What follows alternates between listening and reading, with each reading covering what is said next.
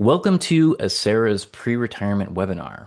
I'm really excited to help you all prep for retirement, and in this webinar, I'm going to tell you all of the things that you might want to know in the 3 years leading up to retirement, or maybe even the 3 months or the 3 weeks leading up to it, because you are going to retire soon, and you probably have some questions about that upcoming retirement.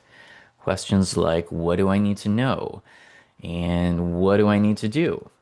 So I think I know probably about 90% of the questions that you're going to ask because I've been doing this for 17 years now. So what I've done is I've arranged the answers to all the questions I think you're going to ask in the form of this checklist. So we're going to go through the checklist as we go through the webinar. And I just want to pause real fast.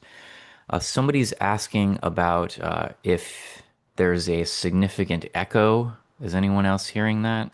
Or is it just the one attendee?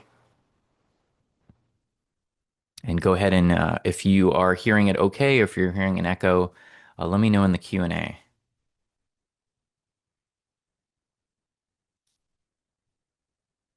And I'll just keep going. Okay, somebody says it's okay. The other person says they think it's just them. No worries. We like to get that stuff sorted out at the beginning.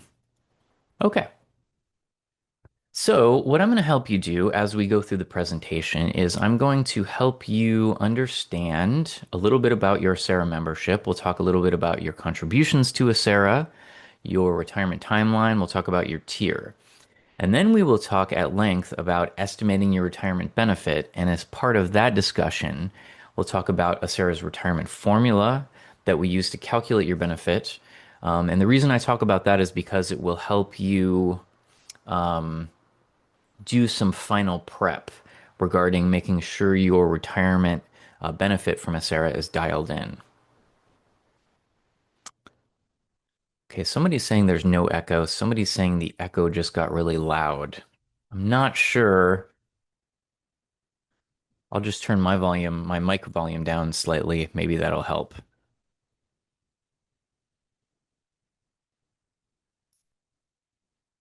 Could be just problems that Zoom is having this morning. Looks like noise removal is on. If you're still hearing it, I could try turning noise removal off or try one of those other settings, but let me know. Okay, and so we'll talk about the retirement formula. I'll talk briefly about considering purchasing service credit. I will talk at length about how vacation, getting compensated for your unused vacation, affects the retirement formula, affects the salary component of the formula. And I will show you our benefit estimate tool, and that will take the first half of the presentation. Then in the second half, I will help you verify your retirement eligibility. I will help you choose your retirement date. We'll talk about the application process to retire and the 5 retirement allowance options that you're going to choose one of when you're filling out your retirement application. Then I'll talk about other benefits that we offer, including medical, dental, vision, and I'll talk a little bit about some other life events, and that'll take the whole 3 hours and 15 minutes. So let's jump right in. First off, let me help you understand your Acera membership. So, who is Acera? Is the first question I like to ask. And one way to think about Acera is just that it's this acronym that stands for the Alameda County Employees Retirement Association. But Acera is made up of a lot of people, and that's why I like to ask who are the people? So in one sense, it's the people who work at Acera. There's about 90 plus of us, and we are county employees like many of you. And our entire job is to provide retirement, disability, and death benefits to our members. So we have members of Acera, and that's you. So you are also part of the who that is Acera because you are a member of Acera. And you're a member of Acera because you work, or at some point you worked full time in a retirement eligible position. So you had to at least start out in that retirement eligible position full time. And you could go down to part time later or less than full time and retain your Acera membership and keep earning more credit toward retirement. But you at least had to start out full time. So you work in this position and you work for one of Acera's 6 participating employers.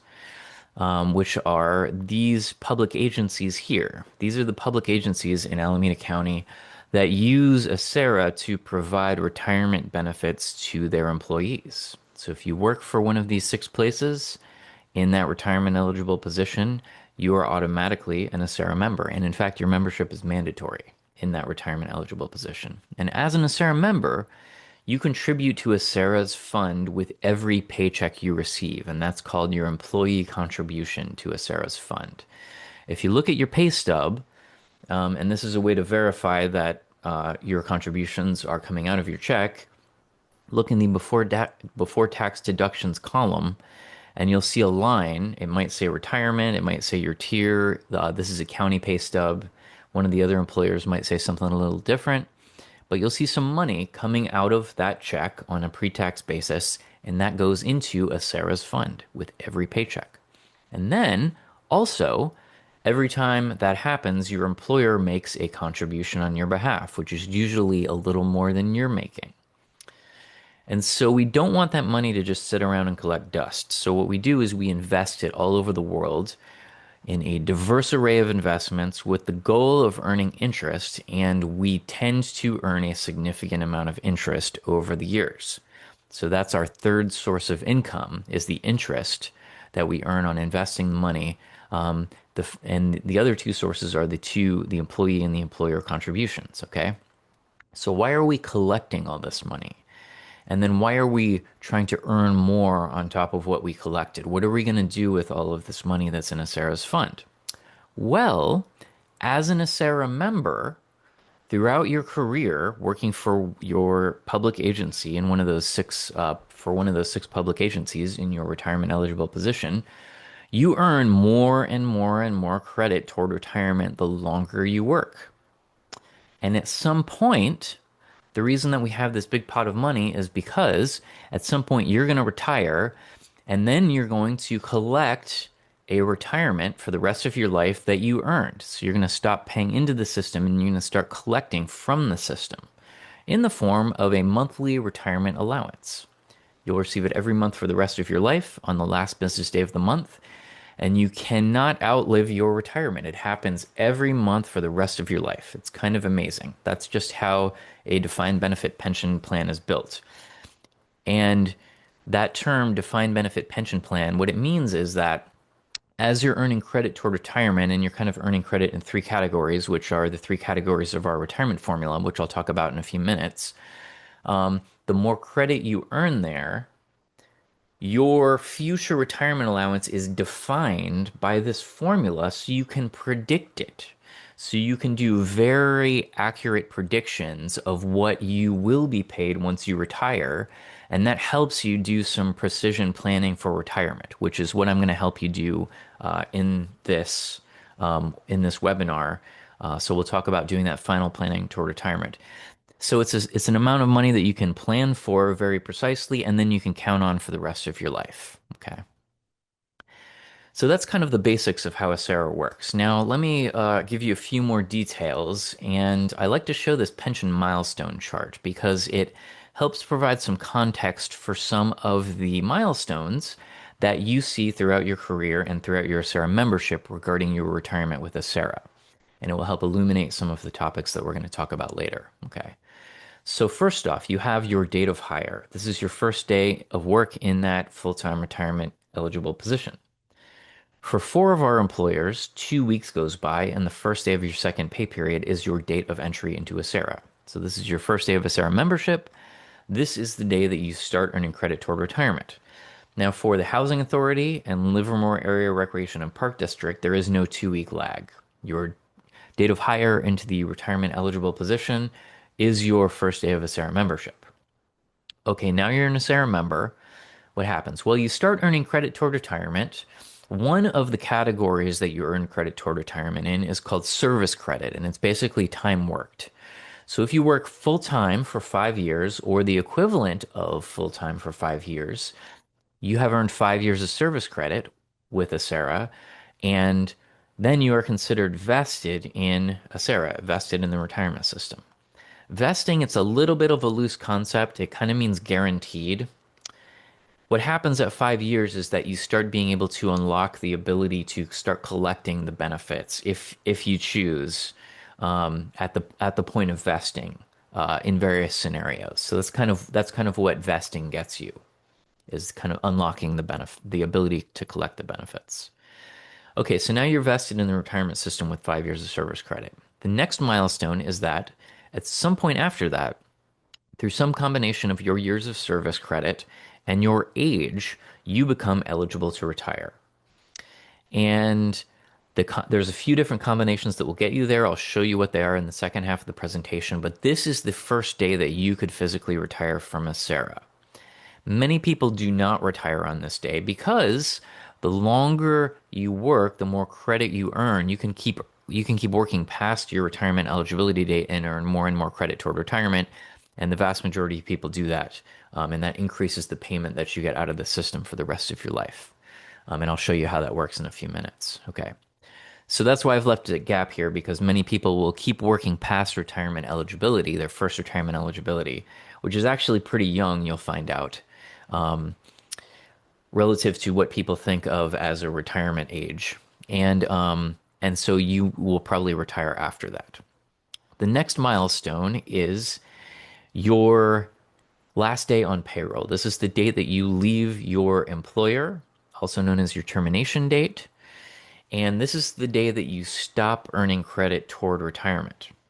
Now, many, many people, I think probably the majority of people, will go straight from active work into retirement, which means that they retire on the next day after their termination date from their job. And that's why I've kind of overlapped these two milestones. So the next milestone is your retirement date, and this is a date that you choose. Now, not everyone leaves work, leaves their employment, and retires immediately the next day. So there can be a gap between these two dates. That's totally fine. That's becoming what we call a deferred member when you stop working and you defer your retirement to a later date and then retire. So you're a deferred member in that interim period, and you can retire out of deferred status. And I'll talk a little bit about that at the end of the presentation. Okay, so you've chosen your retirement date, you've left your job, you've retired. Okay, now what happens? Well, this is when you start collecting the retirement that you've earned, and you collect it for the rest of your life every month on the last business day of the month until your death. And that's when your retirement payments stop. But you'll note that there's one more milestone on the milestone chart, and that's because at the time of retirement, on your retirement application, you can name a beneficiary and sometimes multiple beneficiaries, usually just one, but you do have the option of naming multiple. And I'll talk about the options later on. You can name them for a what's called a lifetime continuance or just a continuance. In most cases, it's for the rest of their life. Okay. So what happens is that you name them for the continuance, you retire, you collect your payments for the rest of your life, and upon your death, that's when we start paying out your beneficiaries' payments, and like I said, in most cases, for the rest of their life. And when your beneficiary dies, that is when their payments stop, and that concludes ACERA paying out all of the benefits we owe to you and your beneficiaries. Okay. So those are the pension milestones. Let me introduce this tool that we have that's kind of a companion to this webinar. We have this worksheet that we developed. It is called the Retirement Planning Worksheet, I believe. And so there was a link in the email to download it. It's a PDF, it's 2 pages. If you haven't done that yet, this is purely optional, by the way. This is just a handy place to take notes. So we found that there's a lot of numbers that we throw out at you that pertain to your specific membership situation, retirement situation. And so if you want a handy place to take all those notes down and record all those numbers, you can do it on the worksheet. Otherwise, you can just do it on a scratch sheet of paper. So it's purely optional. If you do want to use the worksheet, it's at acera.org/worksheet. So that's a shortcut to get there. Or let me show you how to navigate to it.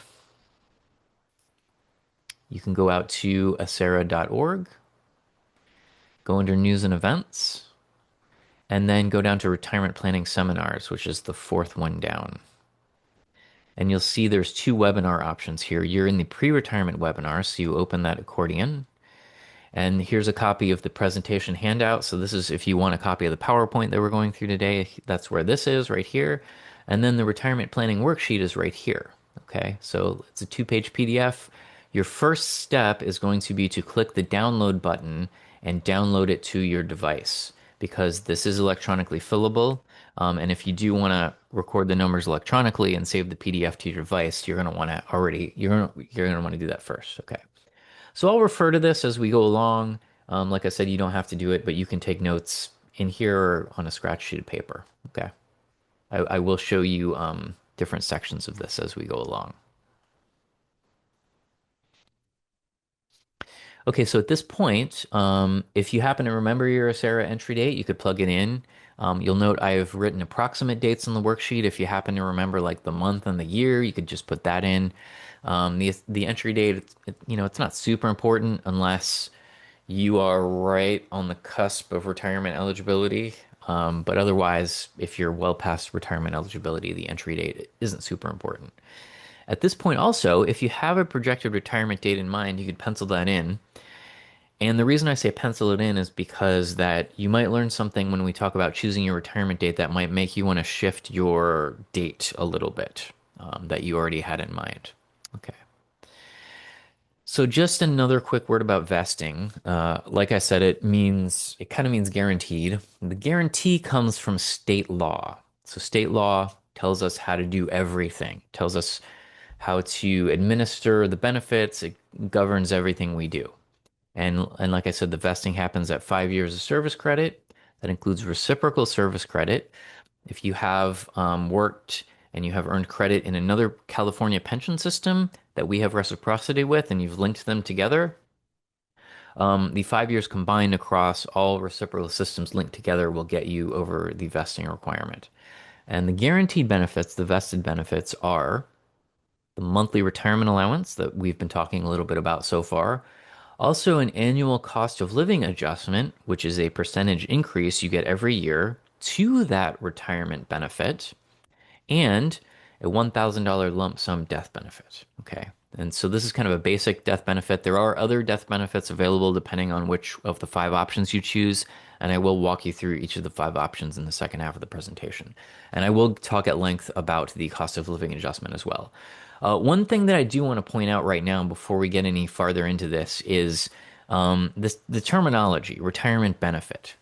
I already mentioned retirement allowance, monthly retirement allowance, lifetime retirement benefit, pension benefit, lifetime pension. These are all synonyms for this same benefit, which is that monthly payment that you'll get from Acera for the rest of your life based on the retirement formula that we will calculate for you at the time of retirement. Okay, so if you happen to want to write your vested date in, you could just take your Acera entry date, add 5 years. The vested date isn't super important. Okay, let me tell you about your tiers. The vested date isn't super important in most cases if you're already well past the 5 years. Okay, let me tell you about your tier. You're all in one of these tiers, okay? And the tier is based on your date of entry into Acera. So let me show you how this tier thing works, like how to read this chart. Okay, first off, if you are a safety member, which is a sheriff's deputy, or a probation officer. There may be some other sworn officers that I'm not aware of that are safety members. Usually, if you're a safety member, you know it because you're a sworn officer. You're going to be looking at this bottom timeline here. Now, anyone who's not a safety member is a general member, so you're looking at the top timeline. Unless you're a general member who works for the Housing Authority or a general member who works for Livermore Area Recreation and Park District, and then you're looking at the timeline for your employer. The way this works is that if you enter Acera before the cutoff date for the tier, that puts you into the earlier tiers. So if you had entered Acera as a general member before July 1st, 1983, that would have put you in tier 1. Now, that was a long time ago. There's not a lot of tier 1 active members left who haven't retired yet. Probably most of you are either in tier 2 or tier 4. And you're in tier 2 if you entered Acera between July 1st, 1983 and December 31st, 2012, before this cutoff. That would have put you in tier 2. Tier 4 members entered Acera January 1st, 2013 and beyond. So if you newly enter Acera, you go into tier 4, and that's the case with all of the timelines. You'll note the Housing Authority has a different tier 1 cutoff. LERPD does not have tier 2, they have a tier 3 instead, and they have a different tier 1 cutoff. And safety members have 3 tier 2s. And if you entered your safety membership October 17th, 2010 through December 31st, 2012, you had the choice between these two. If you did not make a selection, you were defaulted into one of them. For everyone, if you don't know your Acera date of entry and or you don't know what tier you're in, the best way to figure that out is look in your personal account on Acera's website.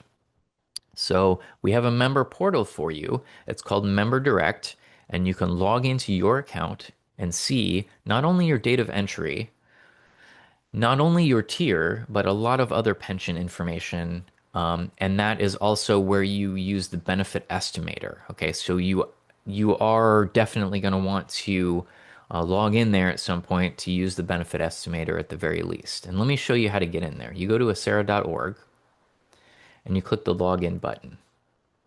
And that brings you to Member Direct. And this is where you log in with your username and password. Now, if you've logged in since about, let me see it, I think it was November of 2024, that is when we relaunched this. We created an entirely new portal because we upgraded our pension administration system and it came with a new portal that is also an upgrade. So we totally relaunched it and we got rid of all of the old logins and you had to create a new login. If you have not logged in since December of 2024, you're going to need to enroll in Member Direct and create your login. So if you've already done it, you just use your username and password to get in, click login. If you haven't, you got to click the enroll button here. And to enroll, you will need an enrollment PIN, which is a series of numbers. So in order to get that, you're going to have to click request an enrollment PIN here. Now, this is not instantaneous. You need to put in your social security number, last name, birth date, home zip code, and then hit request PIN. And what that does is it generates a letter on the back end on our side, and one of my colleagues will print out that letter. If you did this today, they'd print it out today, put it in the mail today, and get it out to you so that you can get your PIN pretty quickly within a few days, as long as, however quick US mail takes. But it does take a few days. So if you haven't done this yet, go ahead and request it today.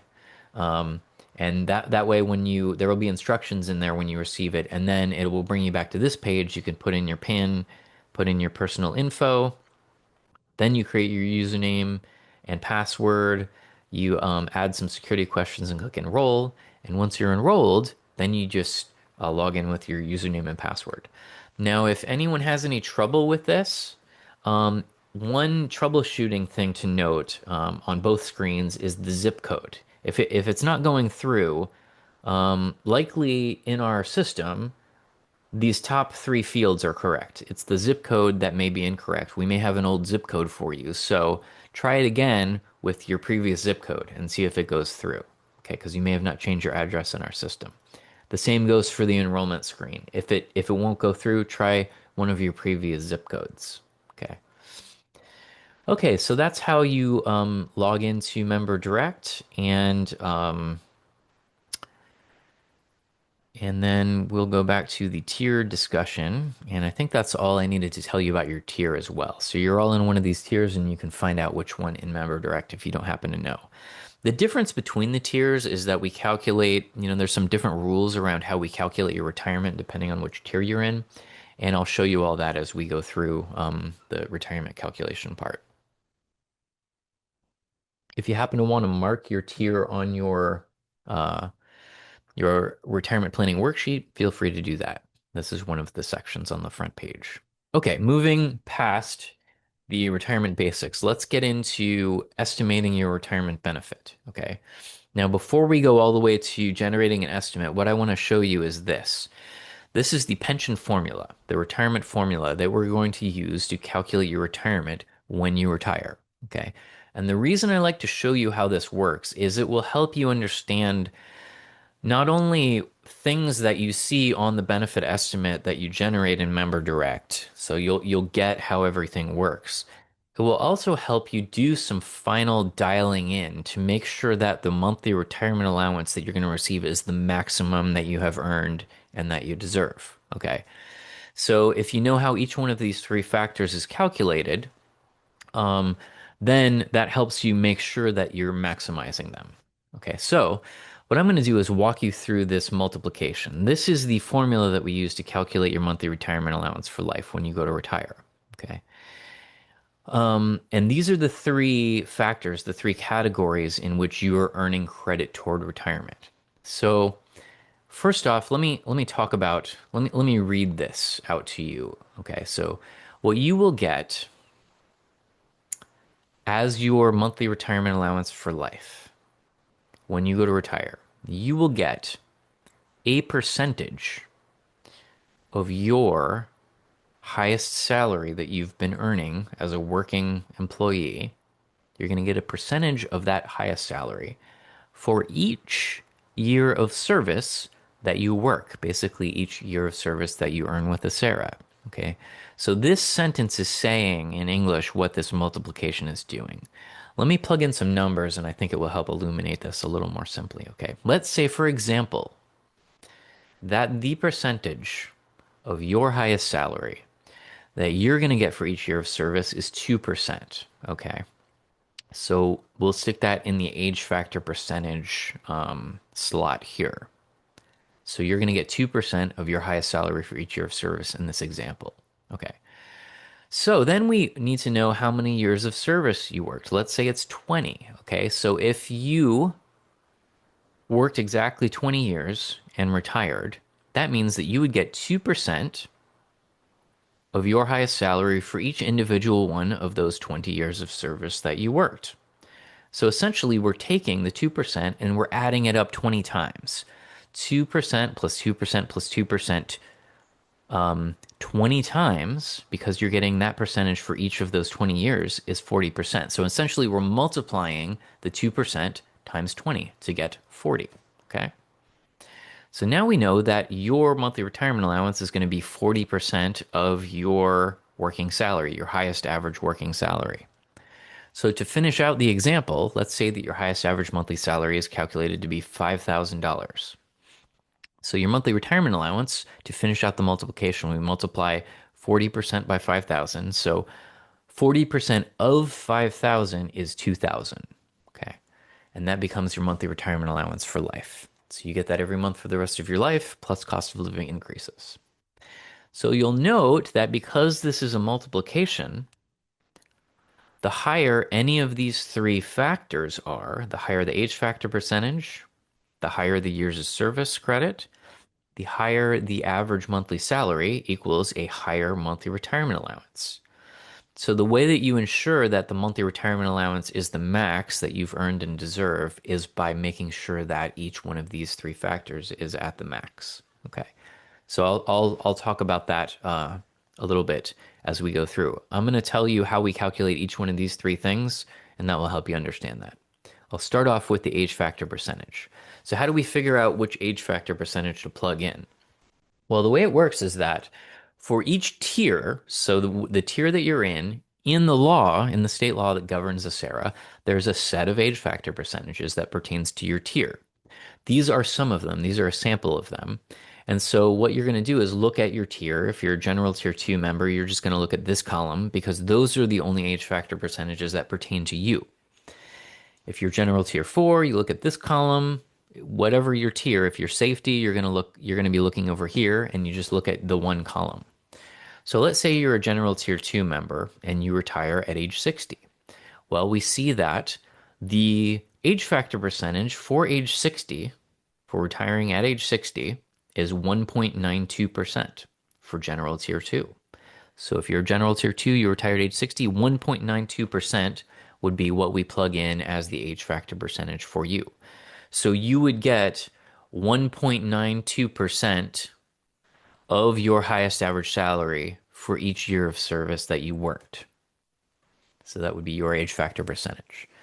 Now, the way that you make sure that this is the maximum is you note that how these increase. So first of all, they do increase. So you'll note that the higher the age that you retire, the older you retire, the higher the age factor percentages are. So you'll note that in every case, as you retire at an older and older age, the age factor percentages are larger. Okay.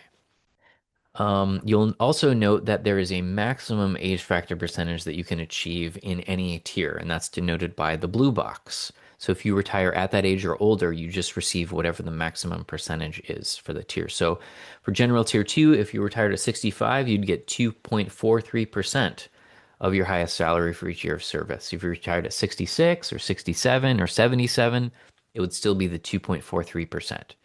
So at that age, the age factor percentages stop increasing as you age. One other thing to note is that there's a bunch of gaps in the ages here, and that's because there is actually an incremental increase with every quarter year that you age. So the percentages increase every 3 months, and it's based on your birthday. So if your birthday is January 15th, for example, if we add 3 months to January 15th, we get April 15th. If we add another 3 months of age, we get July 15th. If we add another 3 months, we get October 15th. So every time you pass one of those quarter year age marks based on your birthday, you have aged a quarter, you have aged 3 months, and you get a slightly higher age factor percentage. Okay. So the way to maximize this one is just to make sure if you haven't yet achieved the maximum age factor percentage for your tier, you just make sure that you're not retiring right before one of the age factor percentage increase dates based on your birthday. If you do want to see what all of the incremental percentages are, you can go to acera.org/age. And I think we also added a chart that if you don't, if you want to be sure of what yeah, let me go to that real fast. If you want to be sure of the quarter year dates that you're aging, so all you do is you go out to, you just type in acera.org/age as a shortcut, and it takes you to this spot on this page regarding age factor percentages, and it's right here. It's an Excel file, and you can look up your birthday and you can see all three of the quarter year age dates if you want to be sure about it.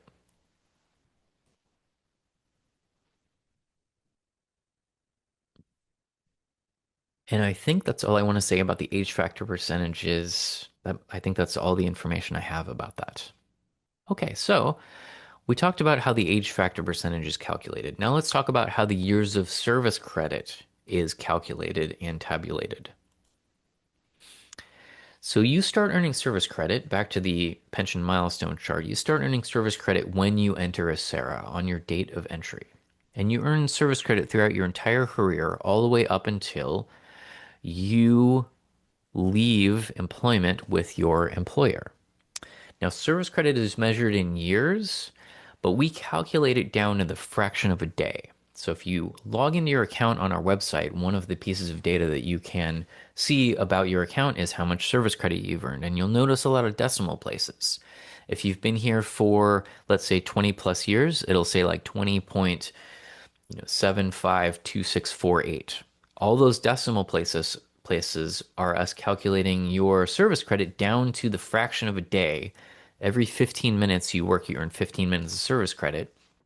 And we will plug all of those decimal places into the formula for you. So you get credit all the way up until the last 15 minutes on your last day on payroll. Okay. Now you earn service credit during your regular work hours. That is going to make up the bulk of your service credit. But you also earn service credit when you go out on your earned leave times. These do not count against you when you go out, when you mark those on your timesheet. So when you're out on earned vacation leave, sick leave, if you get management leave, if you have any comp time, regular holidays, and floating holidays, you earn service credit during that time. Okay, so there are some times when you do not earn service credit. If you ever go out on leave without pay, you're not earning service credit during that time. If you ever purchase additional vacation, which is that you have a certain amount that you earn and then you purchase some extra, when you mark the purchase vacation on your timesheet, you do not earn service credit during that time. Sold vacation. This is where you take your earned vacation. I think three or four of our employers allow this, and you sell it back to your employer for cash. So you're taking this benefit that you have, this vacation that you've earned, and you're actually not going out on a vacation, but you're just selling it back to them. And if you do that, you don't earn service credit for the sold vacation. You only earn the service credit if you go out on the vacation and you mark that on your timesheet. You may earn salary credit in the salary component of the formula, which I will talk about a lot in a few minutes when we get to salary. You also do not earn service credit for overtime, on-call time, or standby time. Okay, so earning service credit is the first way that you dial in that component of the formula. You just work longer, you earn more and more service credit. There is another way to add a little more service credit if you have eligible time to purchase. And that will increase the amount of service credit we put in the formula for you, which of course will increase your retirement allowance. So the reason that you might want to purchase service credit is because it makes your retirement allowance get larger when you retire. Now, you can't just purchase what they call airtime, which is just, I want to purchase another year, and we just let you do that. So the law does not allow for that. But there are some types of time here. Basically, the theme is that the law during this, if you incurred this type of time, it did not allow for you to earn the service credit during the time, but it does allow you to buy it back afterward. So I'm just going to go through this quickly and I'll tell you where to get more information about it. Because I do find that people who were going to purchase service credit usually have done it by now by the time they're watching the pre-retirement webinar, but maybe not. So I will show you to get how to get more information on that. But some examples of the type of time that is eligible to purchase is any part-time work that you worked for your employer before your full-time retirement eligible position. And I'm not talking about contract work or work for a temporary agency because those are not purchasable. This is just plain old part-time work. That's purchasable. Any work that you did in the county's temporary assignment pool, that's what TAP stands for, that is purchasable.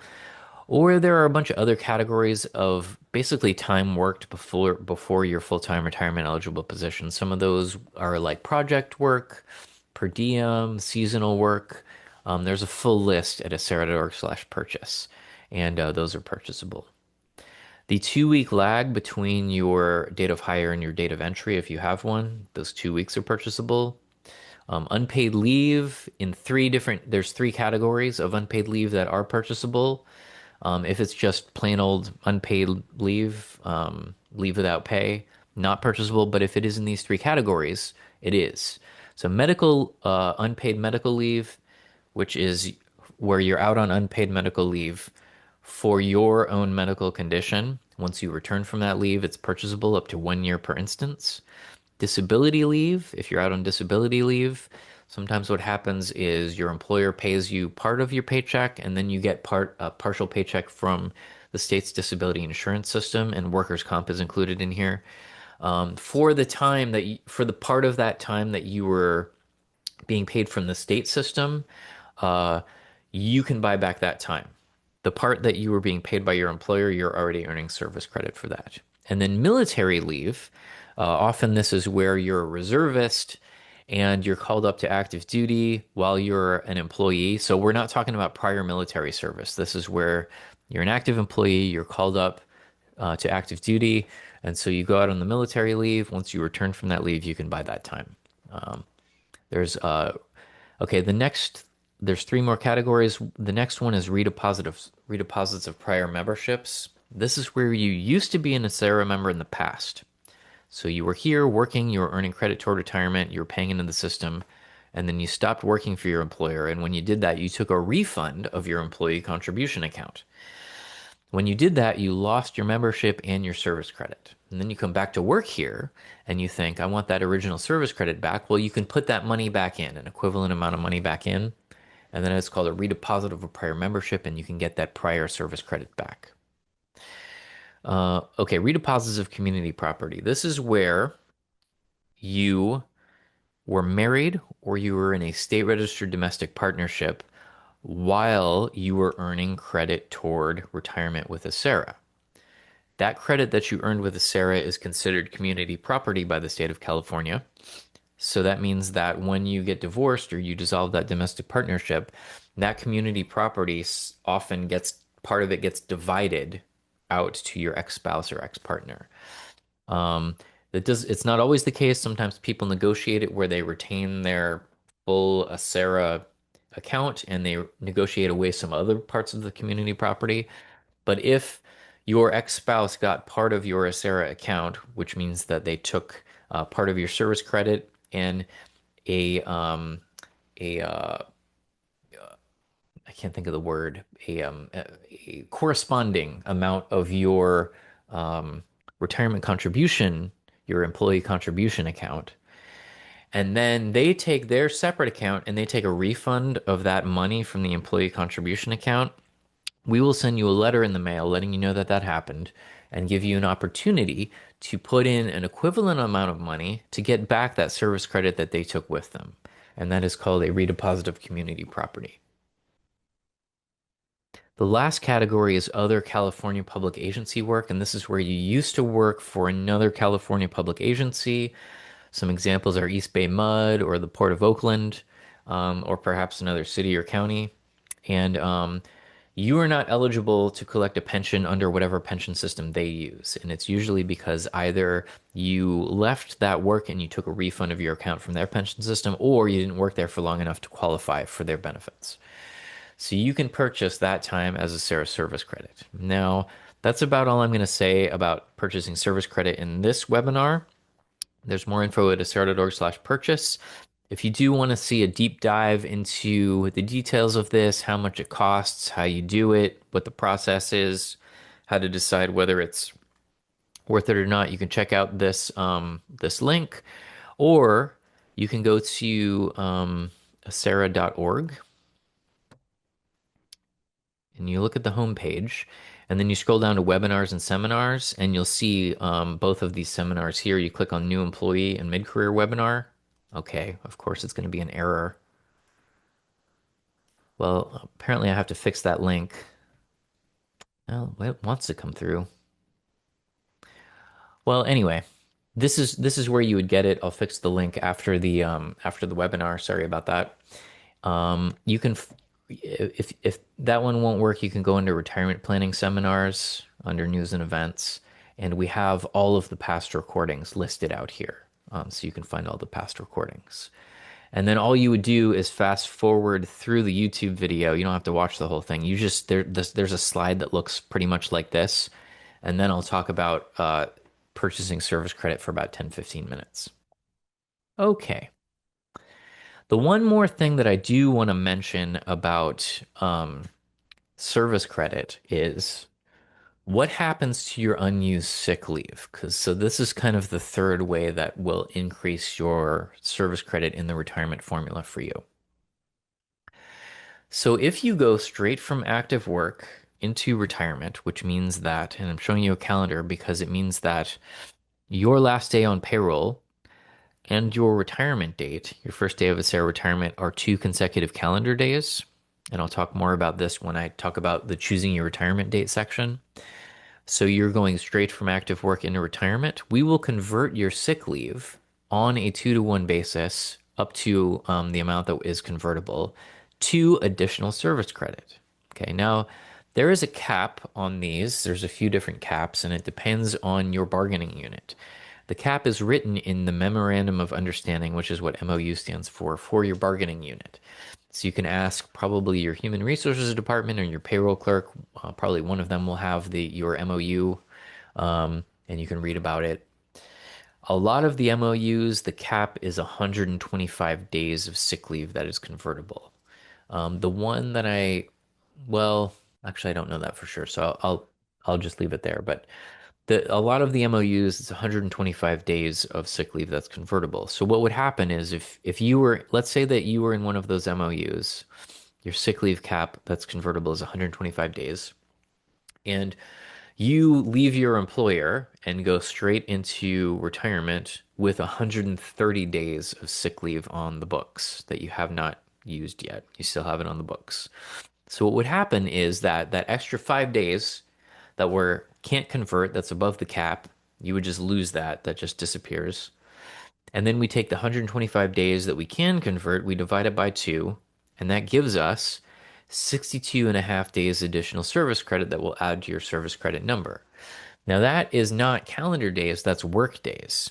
62 and a half work days is if you work a 5 day week, that's a little over, or in probably other cases with different schedule types, it's probably going to be somewhere around 12 work weeks, which is about a quarter year.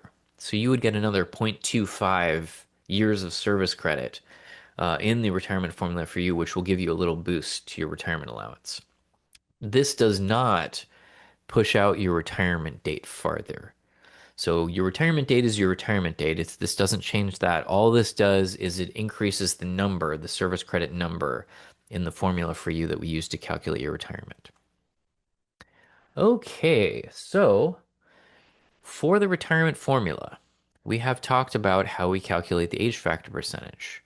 We have talked about how we calculate the service credit. Let's talk about how we calculate the highest average monthly salary, the last component of the formula.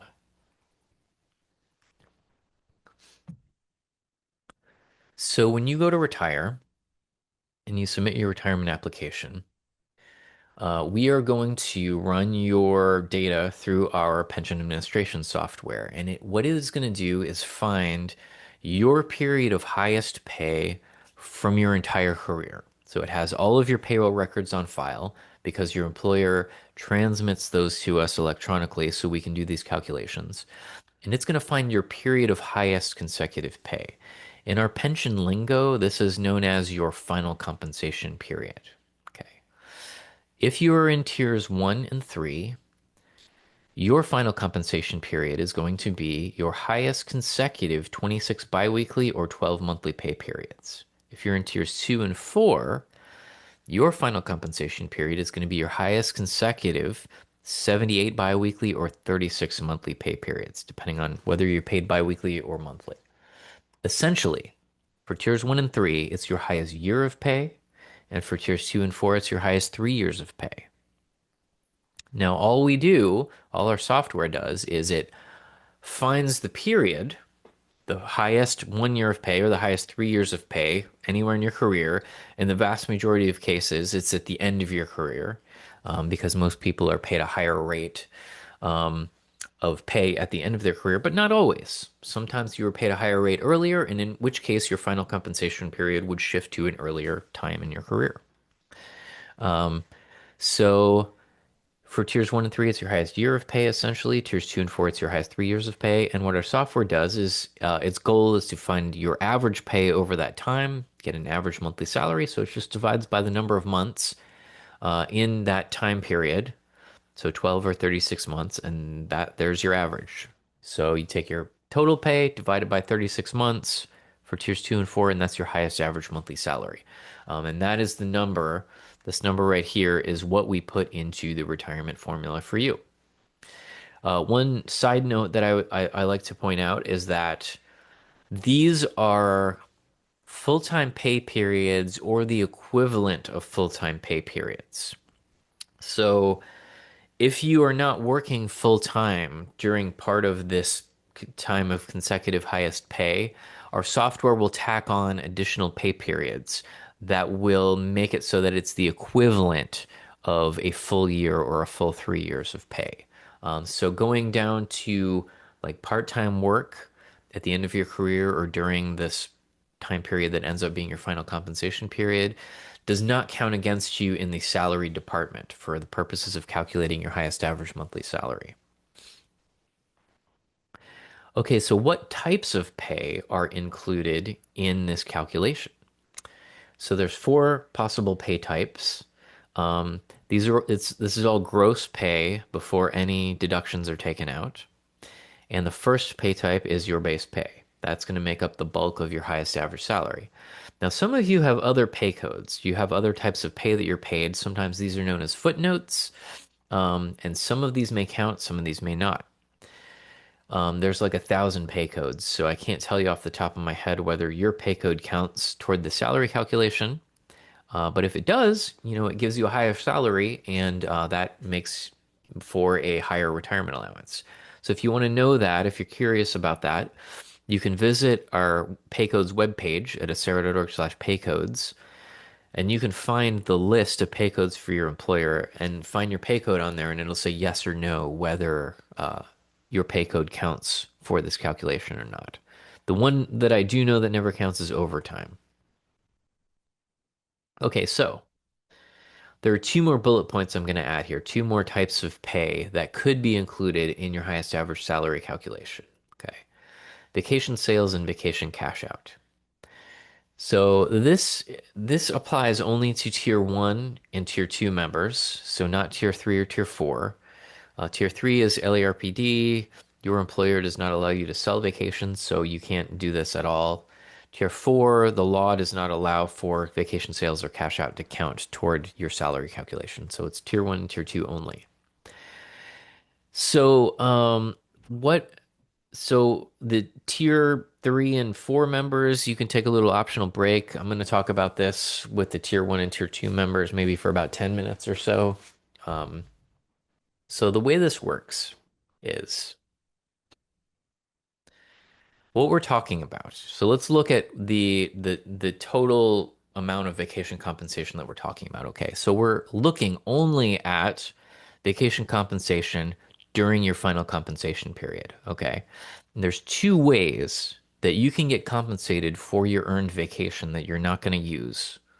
The first way that you can get compensated for it is by selling vacation back to your employer while you're still employed. This is known as vacation sell or vacation sale. The second one is vacation cash out. And this happens because you have vacation left over, earned vacation left over on the books that you haven't taken yet when you terminate your job, when you stop working at your job. And so the amount of vacation that you have left over in the books gets cashed out to you. So they take that amount and they basically pay you at your pay rate for that vacation that you didn't get to take while you were employed. And that's called a vacation cash out. So if you're paid these types of vacation compensation during the final compensation period, this is we're looking at the total among these two. So if you're paid both types, we're looking at the total vacation compensation when we add them together.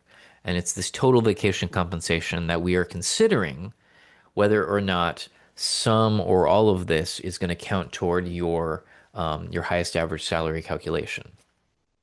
And the reason I like to point that out is because some people, you're not making your highest rate of pay at the end of your career, in which case your final compensation period would be a little bit earlier. And then in that case, if your final compensation period is not at the end of your career, then the vacation cash out is not going to count toward this because you won't be getting compensated in that vacation cash out during the final compensation period. So any vacation sale that you made during that final compensation period would count. Okay. Now, that's in a minority of cases. The vast majority of people, your final compensation period is at the end of your career.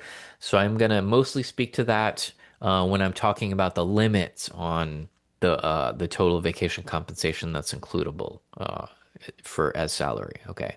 But just to establish, when we're talking about the vacation compensation, it's a total of the vacation sale and cash out. Now, you may not have one of these, you may only have one type, but if you do have both, we're totaling them together. Okay, now, here's the idea.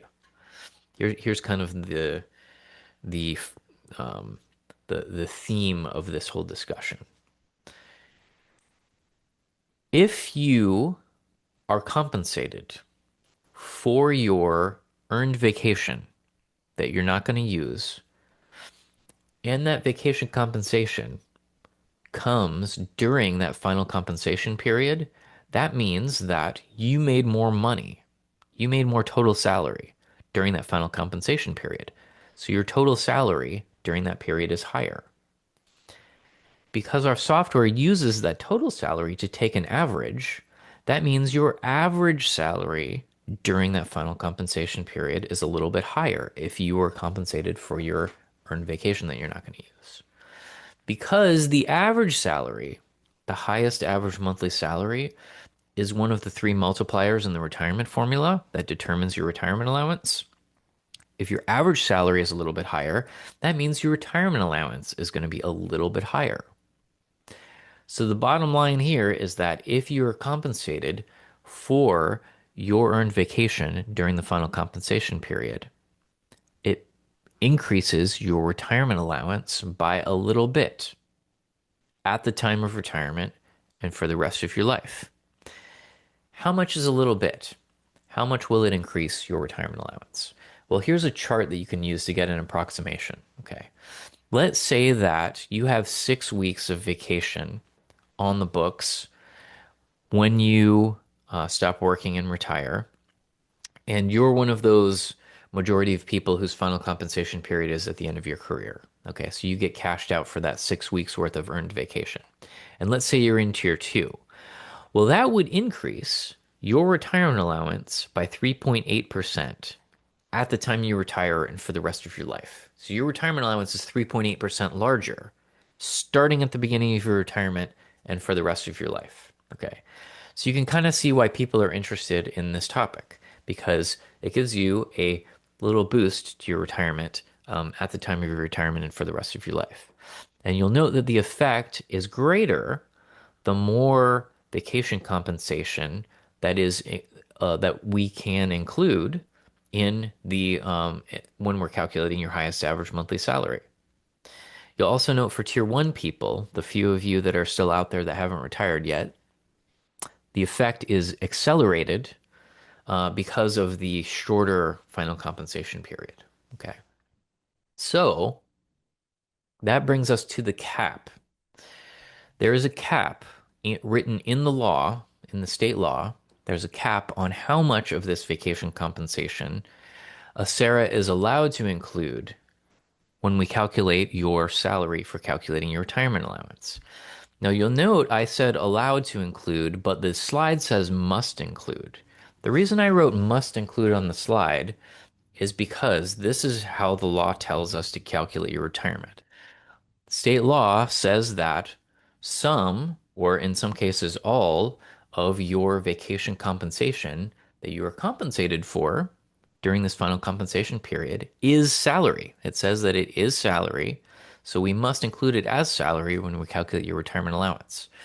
And I just like to point this out because there are some kind of people looking in from the outside that may have an opinion about this.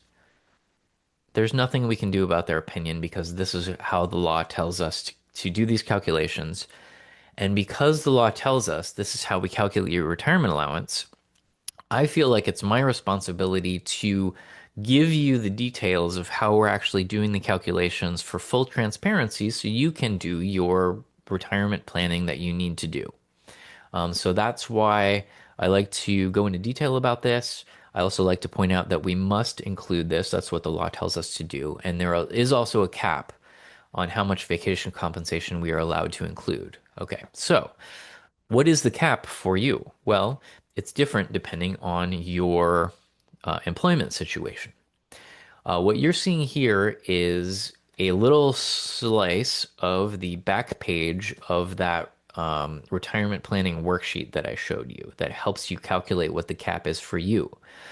Now, I'm going to talk to Alameda Health System employees first because the way it's calculated is a little bit different, and then I'll talk to everybody else after that. Okay, so from Alameda Health System employees, the way you figure out the maximum amount of vacation compensation that's includable as salary for calculating your retirement is by knowing one number. The number is how many hours of PTO, paid time off, you earn per pay period. Now, just as an aside for everyone else, Alameda Health System employees earn leave in a different way than everyone else. They earn PTO, which is it's a little bit like vacation leave and sick leave all earned in one bucket. Okay, so for Alameda Health System employees, you look at your pay stub, I believe it's on there, and you see how many hours of PTO you earned in your last pay period. Okay. and you plug that number in here. In this example, this person earns 6.7692 hours of PTO per pay period. Now, if you're an AHS Tier 1 employee, you multiply that by 13. If you're an AHS Tier 2 employee, you multiply it by 39. And that gives you your limit in hours. Okay. Now, there's an exception. If you're in the UAPD union and you're an AHS employee, you don't have to do any math. There's a flat rate. And if you're in Tier 1, it's 120, sorry, it's 120 hours is your cap. And if you're in Tier 2, 360 hours is in your cap. Okay. What that means is that let's say that this example is you earn 6.7692 hours of PTO per pay period and you're in Tier 2. That means that if you had 264 hours of PTO left on the books when you stopped working and retired, your employer would cash you out for that 264 hours, and all of that 264 hours worth of vacation cash would be includable as salary for calculating your retirement allowance. So you would get a boost based on that amount of hours. Okay. And so that's how you figure out what the cap is for you if you're an AHS employee. Now, for everyone else who's not an AHS employee, you need to know two numbers. You need to know how much vacation you earn per year, and it's measured in weeks, and it's based on your seniority. I think the way it works is if you have less than 5 years, this is the way it works for the county at least. The other employers may be different. Less than 5 years, you earn 2 weeks per year. I think between 5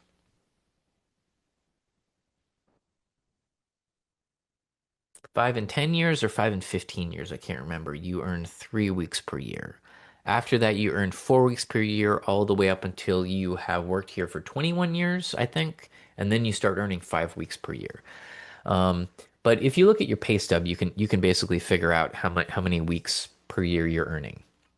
Okay, if you do a little math, or you can ask your payroll clerk how many weeks of vacation you earn per year. You're also going to need to know how many weeks of vacation you're allowed to sell per year. Your employer has a rule somewhere. It's in your handbook, it's in your employer's policies, it may just be a word of mouth rule. Usually, your payroll clerk knows this also, or your human resources department knows this.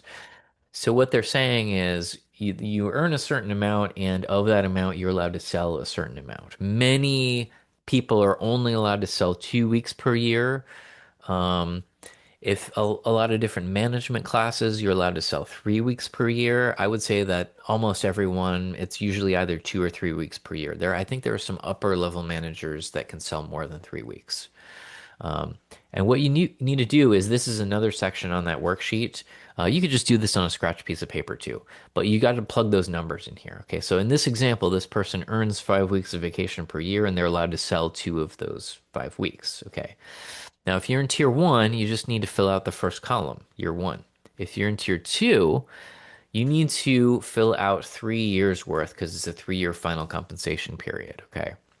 And basically, you need to take your final compensation period and divide it into three equal 1-year periods. Um, and think about it that way.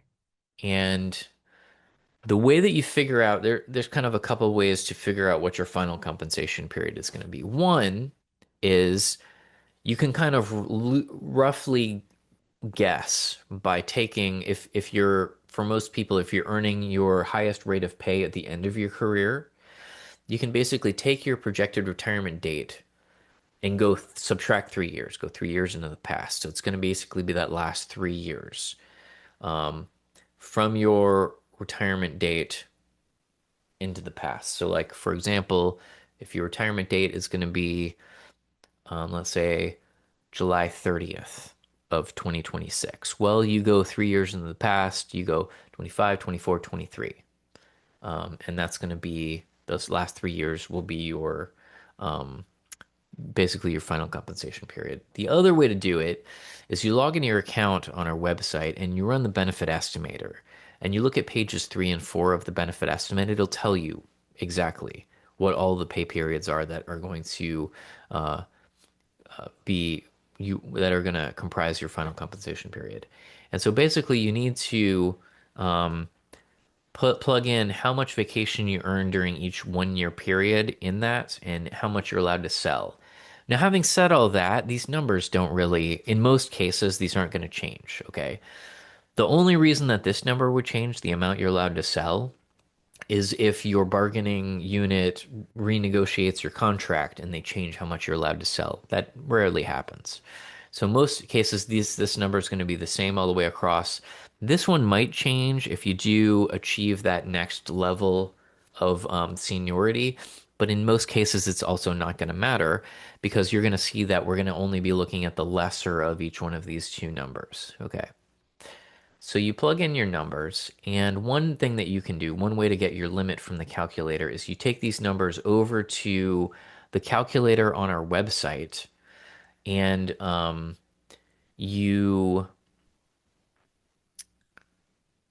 are going to plug them in there. So I'll show you how to get there. This is what the calculator looks like. The shortcut to get to it is acera.org/vacation. So going out to the web, your browser, you just type in acera.org/vacation. And it will shortcut you right to the spot, and you just open up this little accordion here and you can plug your numbers in. Sorry. So in that example, this person is earning 5 weeks of vacation and they're allowed to sell two, and it gives you a total. Now that's for a tier one person. If you're tier two, it'll give you the opportunity to put in the numbers for each one of those 1 year periods within your final compensation period. So in the example, they're earning five for each one of those years. They're allowed to sell two, and it gives them the limit. This is their cap of 6 weeks worth of vacation that they are compensated for that we are allowed to include as salary for calculating their retirement. Now, you don't have to use the calculator actually, because it's very simple. And the way it works is it takes the lesser of each one of these two numbers and it adds them up. So the lesser of 5 and 2 in each case is 2. 2 plus 2 plus 2 is 6. That's the way the calculator works. So again, going back to the slide, the lesser of each one is 2. 2 plus 2 plus 2 is 6. And that's how the limit is determined. Okay. Somebody's asking, is selling vacation per fiscal year? Yes, the limit, your employer's limit on how much vacation you're allowed to sell is by fiscal year. However, what we are looking at from Acera's perspective is how much vacation you sold during the final compensation period. So you may have sold the fiscal year for at least the county ends on June 30th, I believe. So you may have sold 2 weeks of vacation in June, 2 weeks of vacation in July, and we're going to consider that 4 weeks of vacation sold during your final compensation period. Okay, so now what do you do with this knowledge? Now you know what your limit is on the maximum amount of vacation compensation Acera is allowed to include as salary for calculating your retirement. What do you do with this knowledge? Well, some people may just like this is purely optional, so you may just want to not worry about it, and you just do your thing. You don't worry about selling vacation or cashing it out. It's totally fine. If you don't sell any or cash any out, you don't get the little boost. Totally fine. Now, if you do want to get the little boost to your retirement allowance as per the law, what you would want to do is think about either cashing out or selling vacation or some combination that gets you up to the limit. In many cases, all you need to do is cash out whatever the limit is, and you don't need to sell any while you're still employed. So you just have 6 weeks of vacation left over in the books, and these are in the cases again where your final compensation period is at the end of your career, and you just cash that amount out. You just make sure you have at least 6 weeks on the books. You will get cashed out. You will get paid for that vacation that you earned and didn't use when your employer gives you your final check, and we will see that payment come through in your payroll file, and we will add the amount that we are allowed to add of salary based on that vacation compensation to your salary, and that will increase your retirement allowance. You don't have to notify us or anything. We see it come through in your payroll records. We do it automatically because that's how we have to do it by law. Okay, now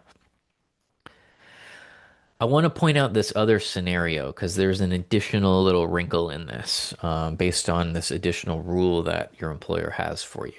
Okay, so let's say that you earn your let's continue with the tier 2 example. For tier 1 people, it's super easy. You basically don't have to worry about stuff. You just have your maximum um, vacation cashed out.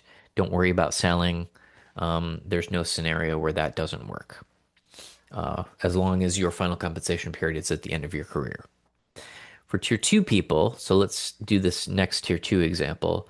This person earns 4 weeks of vacation per year, and perhaps they're in a management class that allows them to sell 3 weeks of vacation per year. Okay. So what happens? Well, your employer, and this is the case with everyone, I believe, your employer has an additional rule that they will only cash you out for 2 times your annual accrual rate of vacation. That's the max that they will cash you out for, okay? Now, this person, their limit on how much vacation compensation we're allowed to include as salary is going to be 9 because the lesser of 4 and 3 in all three cases is 3. 3 plus 3 plus 3 is 9. Okay. But their employer will only cash them out for 2 times their annual accrual rate. Well, they accrue 4 weeks of vacation per year. 4 times 2 is 8. This is the max that their employer will cash them out for. So you can probably see where this is going. So if they have the 9 weeks of vacation on the books that they're trying to get up to get their maximum amount of vacation compensation that we're allowed to include, what's going to happen is that extra week above the 8 is going to go poof. It's going to disappear. They're not going to get anything for it. They're not going to get cash vacation compensation. They're not going to have gotten to taken that week of vacation. It's just going to disappear. Okay. So if that's your scenario, you might need to sell if you can't get up to your limit with the cash out alone because you're limited by this rule. So what you would want to do is have the 8 weeks on the books and then sell an additional week while you're still employed. So you sell it back to your employer that additional week while you're still employed. You have the 8 weeks on the books when you retire, no more than that. You get cashed out for that. And the 8 that you sold plus, I'm sorry, the 1 that you sold plus the 8 that you got cashed out for, that gets you up to your limit of 9. Okay. And that's how you would get up to your limit if this were your scenario. Okay. Another scenario. Some people just end up selling vacation for various reasons. So what happens if you've already sold a bunch of vacation during the period that is going to be considered your final compensation period? Well, that's totally fine. You have some options. You basically have 2 options. Let's say that you're still in this scenario where you're earning 4 weeks of vacation per year. You're in tier 2 and you're allowed to sell 3 weeks per year. And you did sell.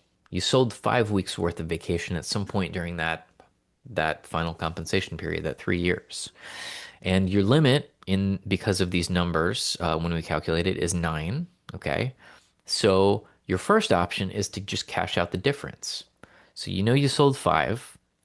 Your limit is 9. So to get you up to the 9, you just subtract 5 from 9 to get 4, and you just make sure you have at least 4 weeks of vacation left over on the books when you stop working, and they'll cash you out for it. At least 4, but again, not above 8 in this example. That's your first option. So your second option is you could even have more than the 4, up to 8, and it's fine. Okay. That means that you will get compensated for 5 weeks of vacation that you sold back to your employer while you were still working. That 5 weeks worth of vacation compensation, that goes into your bank account. That's your money. Okay, then fast forward to your retirement date. You pass your retirement date, you stop working, you have 8 weeks left over on the books in this example. You get cashed out for that 8 weeks. That 8 weeks goes into your bank account. That's your money. Okay. Now that's 13 weeks total worth of vacation compensation. A Sarah is not allowed to include in this example, in this scenario, more than 9 weeks. Okay. So we pick the highest nine that you were paid, the highest 9 weeks of the 13, and we use those payroll records, that 9 weeks worth of vacation compensation as salary for calculating your retirement allowance. So you do get a boost based on the 9 weeks, and you get to keep the cash from all 13 weeks. Okay. So in all cases, when we are using vacation compensation for increasing your salary, that is your money that you are compensated. You keep all that money. It's not like you're paying it to a Sarah or something. You keep all the money, and it's the fact that you're getting paid for it is that it shows up in your payroll records, and our software will do this calculation. It does the calculations automatically and increases your retirement allowance. Okay, so that's a lot of info about that. Do y'all have any questions about how vacation compensation affects the salary component of the retirement formula before I move on? Okay, there's a question. Is the vacation cash out maximum stated in the MOU? I don't believe it's stated in the MOU. That's why I like to walk you through what. Oh, the cash out maximum. Okay, wait a minute. The cash out max. So this is the two times your accrual rate thing? Good question. I don't know. I don't know if it's stated in the MOU. I have been told that that's basically a blanket rule across all of our employers, across basically everyone. Um, so it may be stated in your MOU, or it may not be. Any other questions?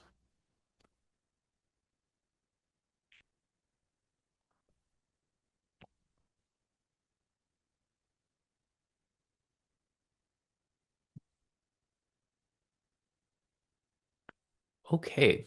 Well, let me know if you think of any. Okay, tier three and tier four members, thanks for bearing with us. Welcome back. Okay, so let me tell you about limits on your monthly benefit payments. So there are four limits here listed out. There's more info on these at acera.org/limits. And I'm going to walk you through a couple of these. The first one is that your highest average salary, your retirement allowance is capped at 100% of your highest average monthly salary, which it's basically trying to prevent you from making more in retirement than you were earning as a working employee, which it basically does. Except as we just learned from the vacation compensation discussion, your highest average monthly salary could be a slight bit higher than what your working salary was based on the vacation compensation. But essentially, it caps you at that. Now, if you hit this cap, if you hit this limit, that is a good situation to be in. It means you've been working here for over 30 years, maybe even over 40 years, and you have earned the maximum retirement allowance. You are replacing 100% of your working retirement allowance with your work 100% of your working salary with your retirement allowance, which is amazing. So that's a good situation to be in. Um, and then if you collect Social Security, if you're not a safety member, if you're a general member, you can add Social Security to that when you get to collect that. So that's a good situation to be in. The limits B and C are for people who have super high salaries, so I'm not going to spend a lot of time on that. If you do have one of those high salaries, check out our webpage, acera.org/limits. The fourth limit I do want to talk about is for Tier 4 members. When Tier 4 was created in 2012, took effect January 1st, 2013, the new law that created Tier 4 states that for Tier 4 members, there's a cap on the amount of annual salary dollars that we are allowed to include for calculating your retirement allowance. And the cap is based on the Social Security wage index limit. This is a number that goes up every year based on what the number that the federal government publishes for that wage index limit. For this year, it's $159,733 for general members and $191,679 for safety members who do not participate in Social Security. So what that means is that if you have a higher annual salary than the um, than this as a general member or this as a safety member, we cannot include any more of those annual dollars for calculating uh, your highest average monthly salary. So when you hit the cap, that's it. That's the max annual salary dollars we can include. And what happens is usually you'll hit the cap at some point, maybe midway through the year. Let's say you hit it in September, if you have a higher salary than this. And so for the rest of the year, we will actually stop taking out the employee contributions from your check, and that will give you a higher check for the rest of the year. It does, if you plan it in advance, it does give you more dollars to put away, let's say in your 457B account, so you can change that in advance. And then what happens is on January 1st, the employee contributions to Acera kick back in until the next year. And then when we go to calculate your retirement, we can only calculate per year up to whatever the cap is for that year. Okay, so with all that out of the way, how the formula works, how the numbers are calculated, what goes into it, how to maximize each one of those numbers to maximize your retirement allowance. How do you get a precision projection, a precision estimate of what your future retirement allowance is going to be? The easiest and most precise and most powerful way to do this is to log into your account on our website. So you go to acera.org, you click the login button. A shortcut is to just type in acera.org/login, and it will take you to the member direct page, at which point you log in. I did already show you that, but let me show that to you again. Acera.org, you click login. This is what it looks like. You just log in there. Once you get in there, you will see a bunch of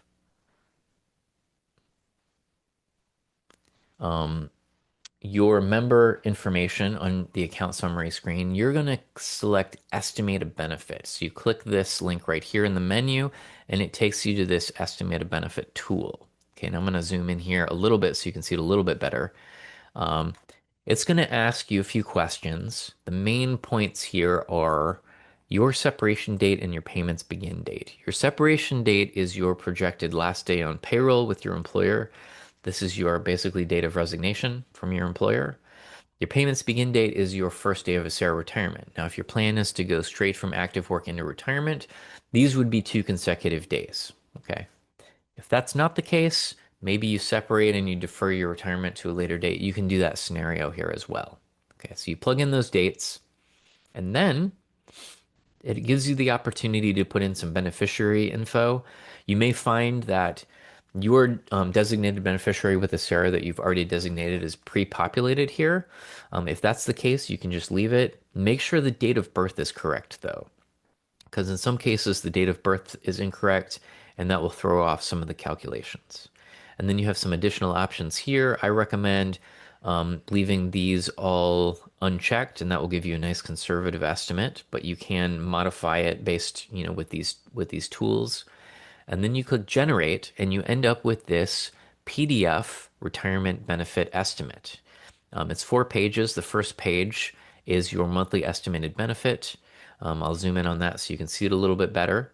This table shows you, depending on which one of the 5 retirement options you select, what your member monthly benefit is going to be for the rest of your life. So if you chose the unmodified option, this would be your retirement payment every month for the rest of your life, or one of the other options. And then after your death, if you have a continuance beneficiary, it shows you based on your option what they would get paid every month. Now, I will talk about the 5 retirement allowance options in a little bit. So we'll dig into that a little bit deeper in just a little bit. I just wanted to show you page 2, which is the numbers. So it does keep track of the numbers that it's using to estimate the benefit. This average salary date range here, this is your final compensation period. So this is the software saying, okay, based on what we know about you, based on the data that we have about you, this is going to be your final compensation period. And I don't have screenshots of pages 3 and 4, but it will break down that entire salary date range. It will show you what you were paid in each one of those pay periods. If it's projecting any of them into the future, it will note that. It will also show you if you purchased vacation. I'm sorry, not if you purchased vacation. If you sold any of your earned vacation during any of those pay periods, it will keep track of that as well.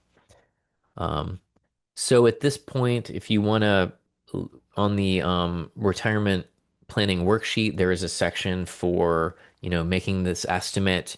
You can write that in here if you want to do that. Probably a better way to do it is just to save the PDF on your device. So this is a PDF. It's just save it on your device in the retirement planning folder. You can make as many of these PDFs as you want for all sorts of different retirement scenarios. That this is a really precise way to get that precision benefit estimate. There is an alternate way, which is you can have us do it for you by filling out our retirement estimate request form, which is at acera.org/forms. So you fill that, submit it to us. One of my colleagues will do it for you. The software is the same. What you're seeing here is basically the front end. They're going to use the back end, but both of them are going to generate the exact same estimate because it's the same math. So I recommend just, doing the benefit estimator. You can come up with an estimate in 5 minutes. If you do submit this to us, this retirement estimate request, it does take us some time to process these. There's kind of a queue that you go into. So you got to wait for that. Then we send you the estimate in the mail, so you got to wait for that. And so there's a little bit of a delay. Whereas, you can make if you do the benefit estimator, you can make as many of them as you want, pretty much instantaneously. Okay, so getting a precision, like after understanding the retirement formula, actually getting the precision benefit estimate, it's actually a pretty quick thing. You can do it in 5 minutes. But then once you get the estimate, you understand on page 2 all of, the numbers, the average salary date range from the final compensation period, the highest average monthly salary, the years of service credit, the age at retirement that it's using to calculate all of these all of these estimated monthly benefits. Okay, so moving on to the next section, let me help you verify your retirement eligibility. We're talking about this date on the pension milestone chart. This is the day that you are first eligible to retire from Acera if you choose. Like I said earlier, you don't have to retire on this date. You can keep working after you're eligible to retire to earn more credit toward retirement. So the first slide is going to talk about tiers 1, 2, and 3. Next slide will be tier 4. There are 3 different combinations of age and service credit that get you to retirement eligibility for tiers 1, 2, and 3. Option number 1 is that you are at least age 50 and you have at least 5 years of service credit and you have at least 10 years of membership with Acera. Or in all cases here, reciprocity counts. So if you're looking at the service credit number and this membership number, that also counts with reciprocal service credit and membership. Okay. So just a side note, tiers 1, 2, and 3 closed more than 10 years ago. Everyone who's in these tiers already has 10 years of membership. You can just forget about that number and ignore it. So you're at least age 50 and you have at least 5 years of service credit and you can retire from Acera. Or your second combination is that if you are a general member and you have at least 30 years of service credit, or you're a safety member and you have at least 20 years of service credit, you can retire at any age, even if it's younger than age 50 that you need for option 1. Or option number 3 is that you can retire at age 70 and above with any amount of service credit, even if it's less than the 5 years that you would need under option number 1. So if you left work here and you only had 4 years of service credit, you don't have reciprocity with another system, you just have 4 years here, you can wait until age 70 and retire and draw a lifetime pension at age 70 based on your 4 years of service credit. It's not going to be a huge check, but it might pay for a bunch of your bills in retirement. Okay, so that's tiers one, two, and three. Tier four, you have two combinations. Option number one is that as a general member, you are at least age 52, or as a safety member, you're at least age 50, and you can retire if you have at least 5 years of service credit and you're at least those ages. So that's option number one. Option number two is that if you're at least age 70, you can retire with any amount of service credit, even if it's less than the 5 years you need for option number one. So you can see that you don't actually need a ton of service credit to retire. In most cases, it's just the 5 years for the option number one. You just have to achieve the age. Okay, so if you are not yet eligible to retire and you want to record what your future retirement eligibility date is going to be, you can do it based on what I just told you on the worksheet. If you happen to already know that you're eligible to retire, the retirement eligibility date is not really important, so you can just skip it. Okay, so moving on to the next section, let me help you choose your future retirement date. You might already have one in mind, but you might want to adjust it based on what I'm about to tell you, or maybe not. Maybe your future retirement date is already meets the standards of everything I'm about to tell you. So just to note, the retirement date is a date that you choose. We don't tell you when you're going to retire, you tell us. Okay, so as long as you're eligible to retire, you get to choose your date. And it's this date on the pension milestone chart. This is the day when you start collecting your retirement allowance. This is the day that we owe you your first retirement allowance. So, what are the different things that you're going to want to think about when choosing your retirement date? Well, there are kind of six things I want to point you toward here. And so let me go through each one of them. Okay, first off, will you have enough income to retire? Okay, that's kind of the first thing that you're going to want to think about. This is just a general suggestion. Um, Excuse me. This is just a general suggestion. It's a good idea to, kind of look into the future, kind of think about what your life is going to look like post-retirement. Make sure you have enough money to pay for your life in retirement. Merely a suggestion. One way to do that would be to just get estimates ahead of time. So you get that Acera pension estimate like I just showed you by logging into your account on our website and using the benefit estimate tool. So that's going to be one source of income in retirement. If you have additional savings, perhaps you've saved additional money in a 457B account through your government employment, which is kind of like a 401k for government workers. Or maybe you have additional savings, you have additional investments, maybe you have a 401k from an earlier or some other type of retirement account, IRA, 403B. You kind of consider all those as a second source of income, which is your additional savings. So it's good to take note of the balances of those accounts. And then also, it's a good idea to go ahead and get an estimate from Social Security on what they plan on paying you when you're eligible to collect Social Security. And you can do that pretty easily on their website. They have an estimator that works very well, and you can get a estimate within 5 minutes. So you basically are looking at these three sources of income and you're, just considering, is this enough money to, pay for my life in retirement? You can also think about post-retirement expenses if you want to, if you want to get granular.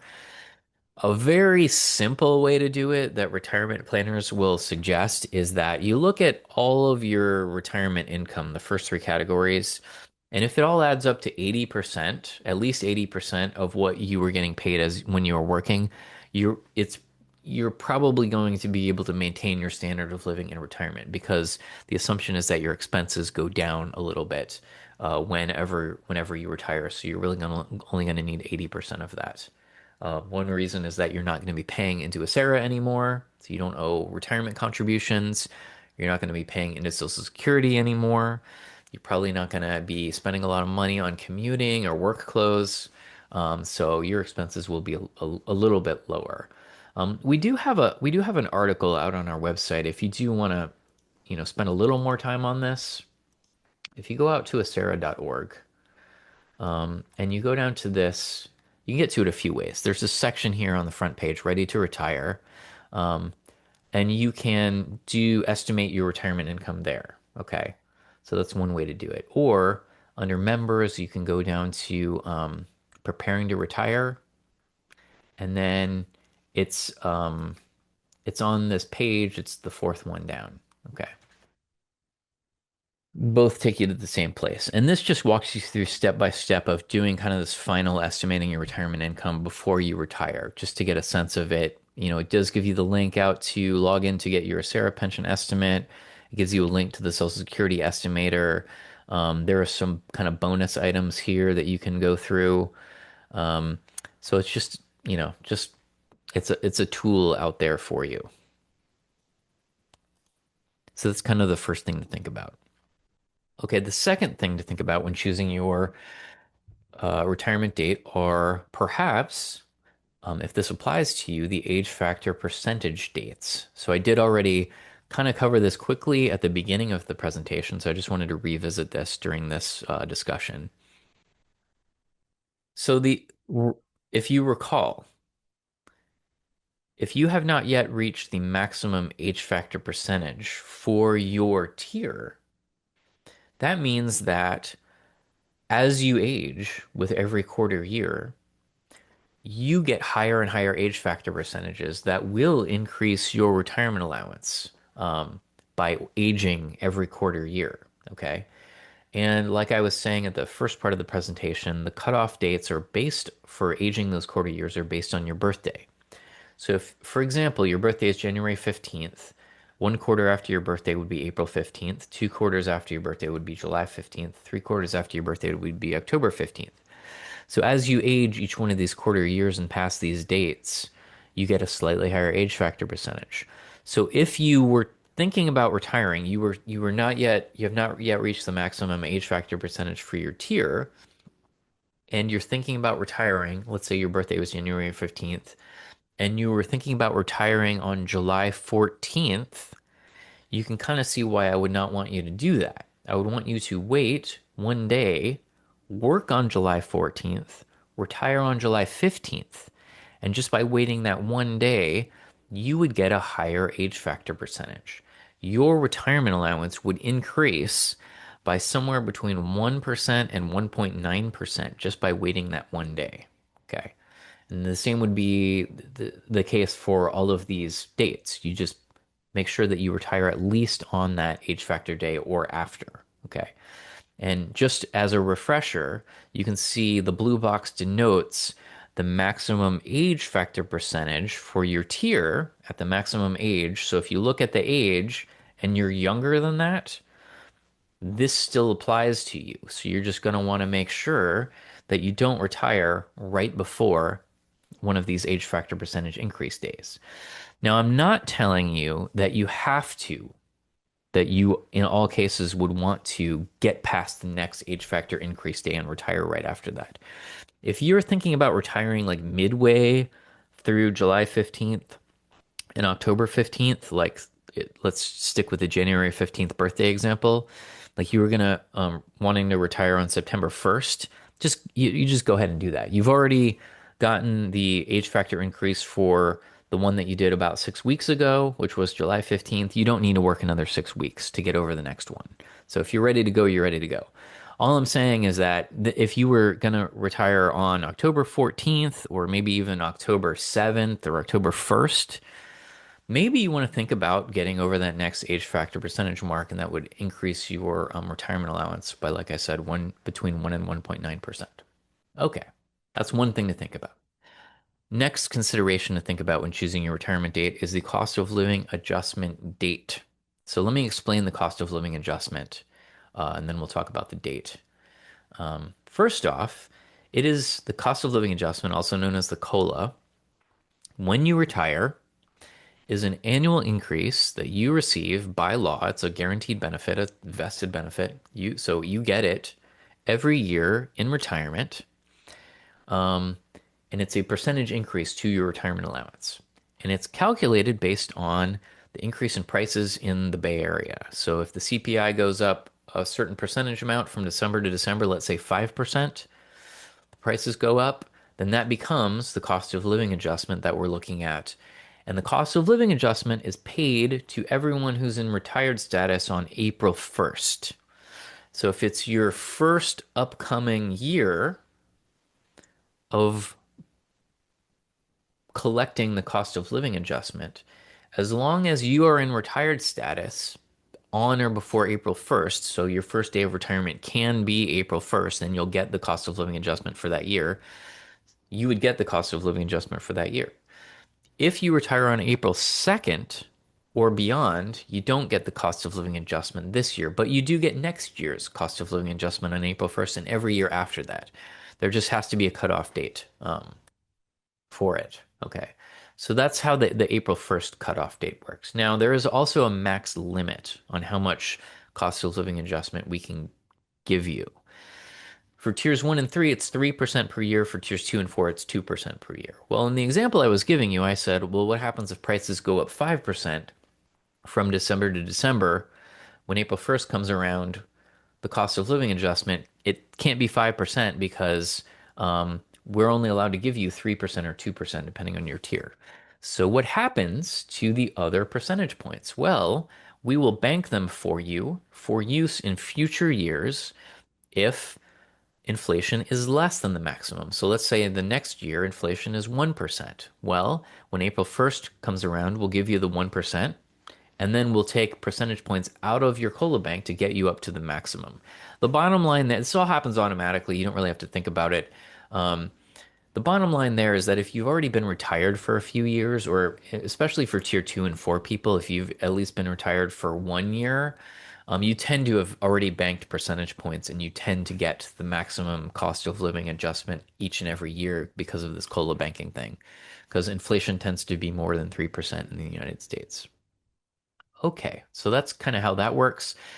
But the reason that we're talking about it right now in the context of choosing your retirement date is because of this April 1st cutoff date. So, what happens is that there are a lot of people who are going to retire in the spring. They're ready to retire in the spring, and they're thinking, okay, let's see, should I retire February, March, April, May? Like what's a good date, okay? And then you realize that the cost of living adjustment cutoff is April 1st, okay?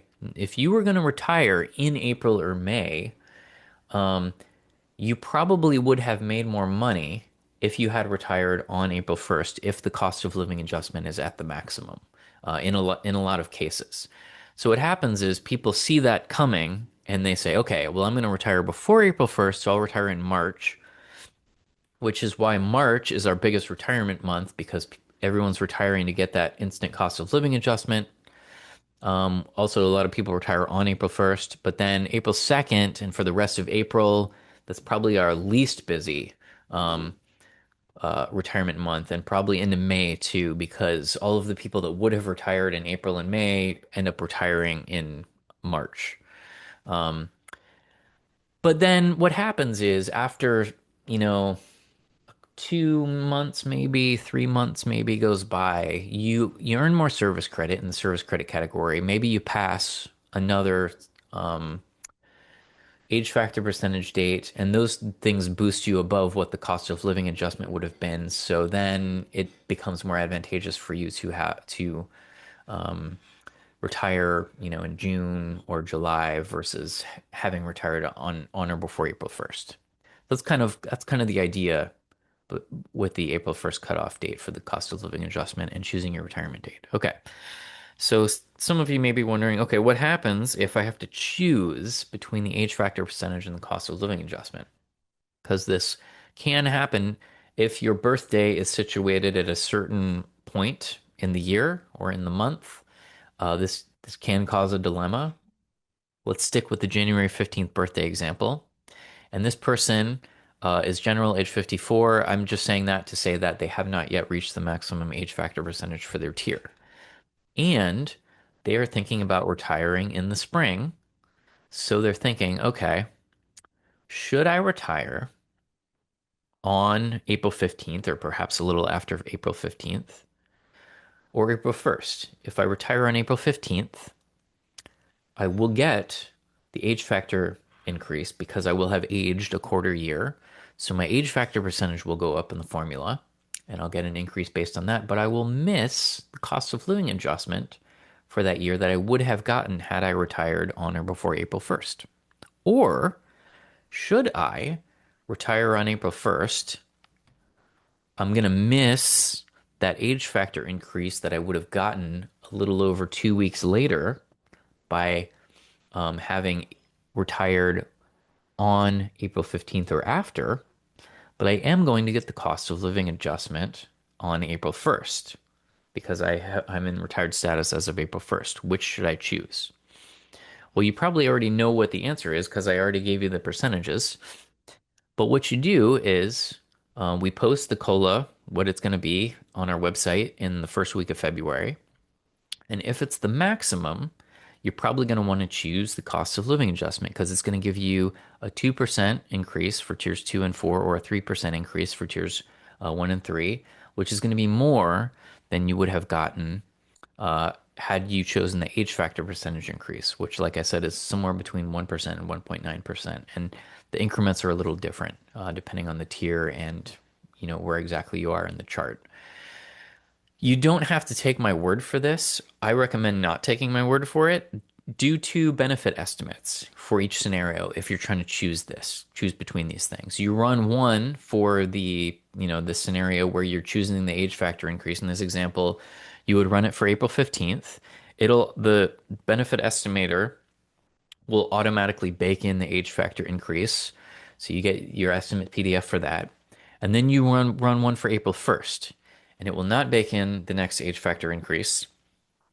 And it will also not bake in the COLA. You have to do that yourself. So you just take whatever it's giving you and you multiply it to increase it by the percentage of whatever the COLA is. So, like if you were trying to see what the effect of getting a 2% increase would be, you would take the benefit estimate number, dollar amount that it's giving you, and you would multiply that dollar amount by 1.02.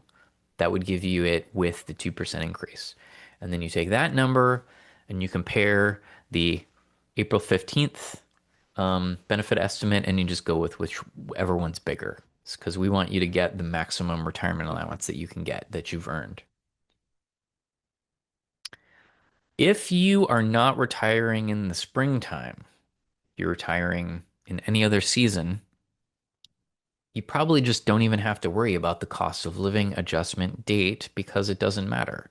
If you're going to retire January or October or September or August, when April 1st comes around, you'll get the cost of living adjustment and it'll be a ways away. And so you just think about that.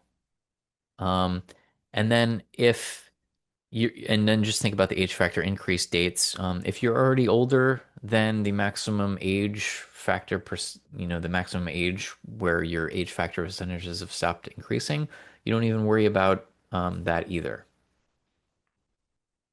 Okay, last two items on choosing your retirement date.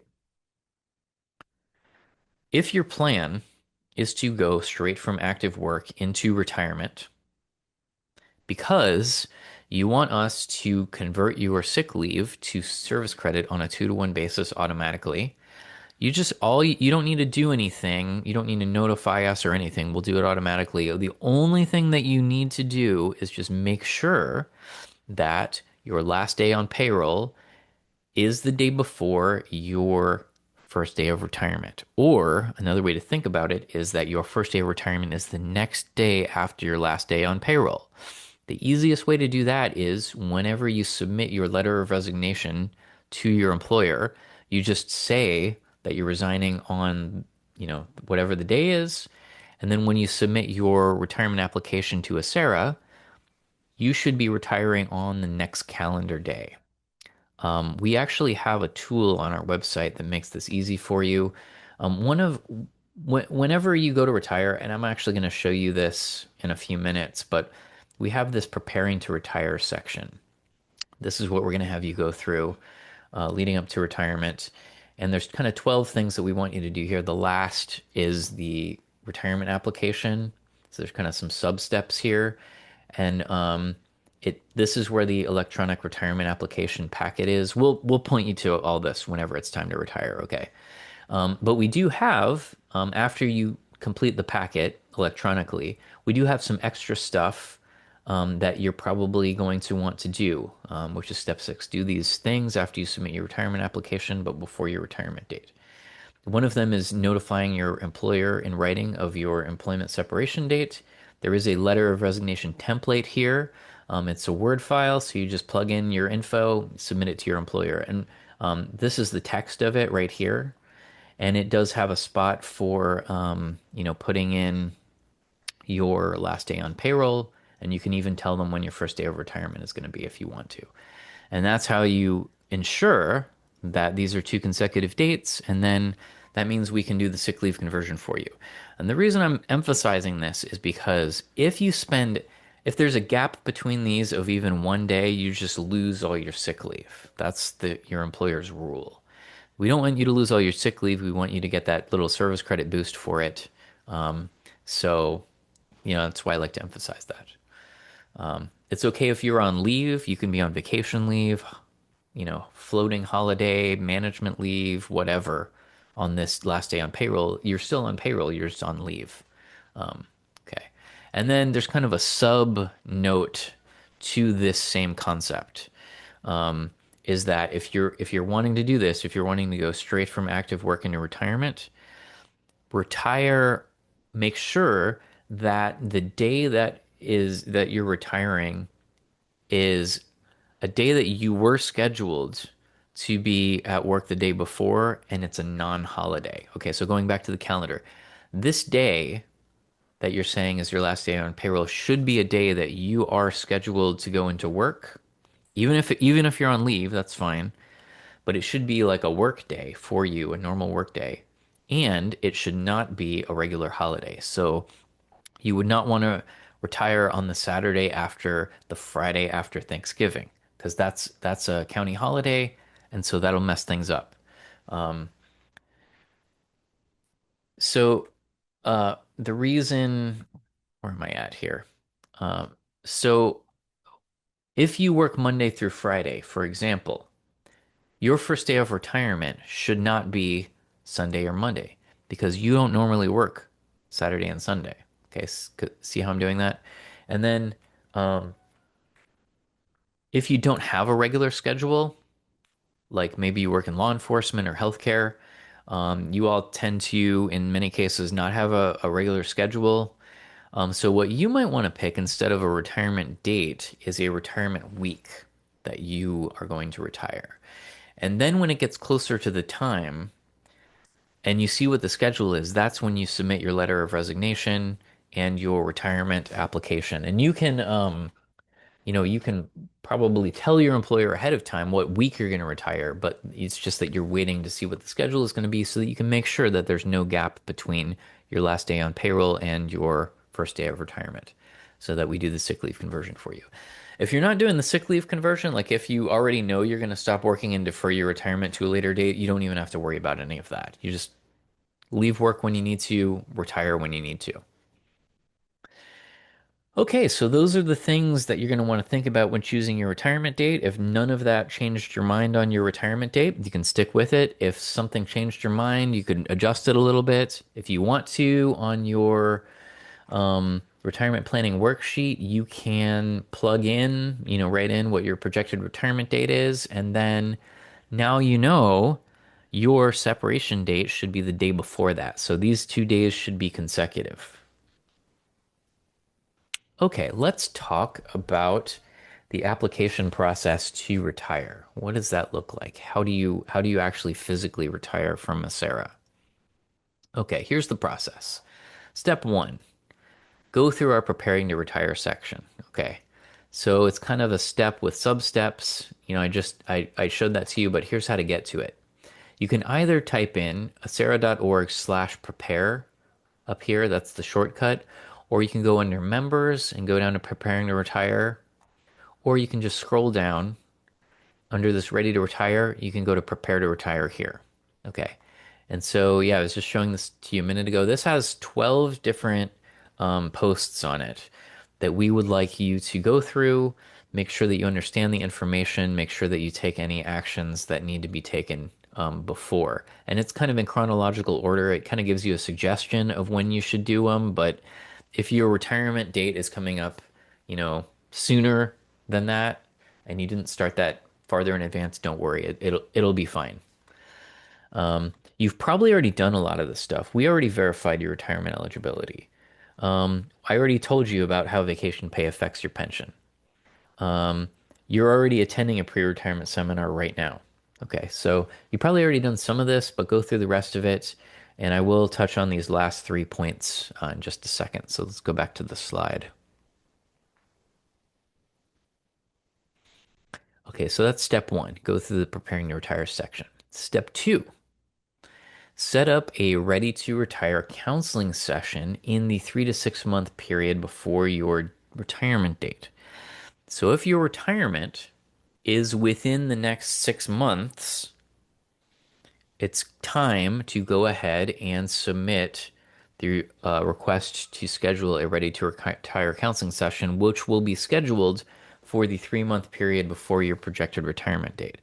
And you do that either by going to acera.org/counseling, which is the shortcut, or on that preparing to retire section, it's the third to last step. And so you just click here. There's a little bit of stuff to read, and then you just fill out the form. We do need you to actually enroll in Member Direct before you go through this. Once you're enrolled, then you can finish filling out the form, and you just hit submit. And then what happens is one of my colleagues will contact you to schedule that counseling session for the 3 months before your retirement date.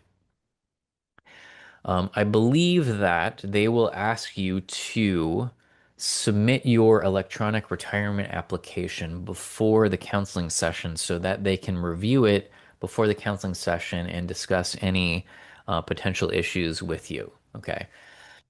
So that would be the next step is to submit the retirement application. And you're going to do that within that 3 month period before your retirement date.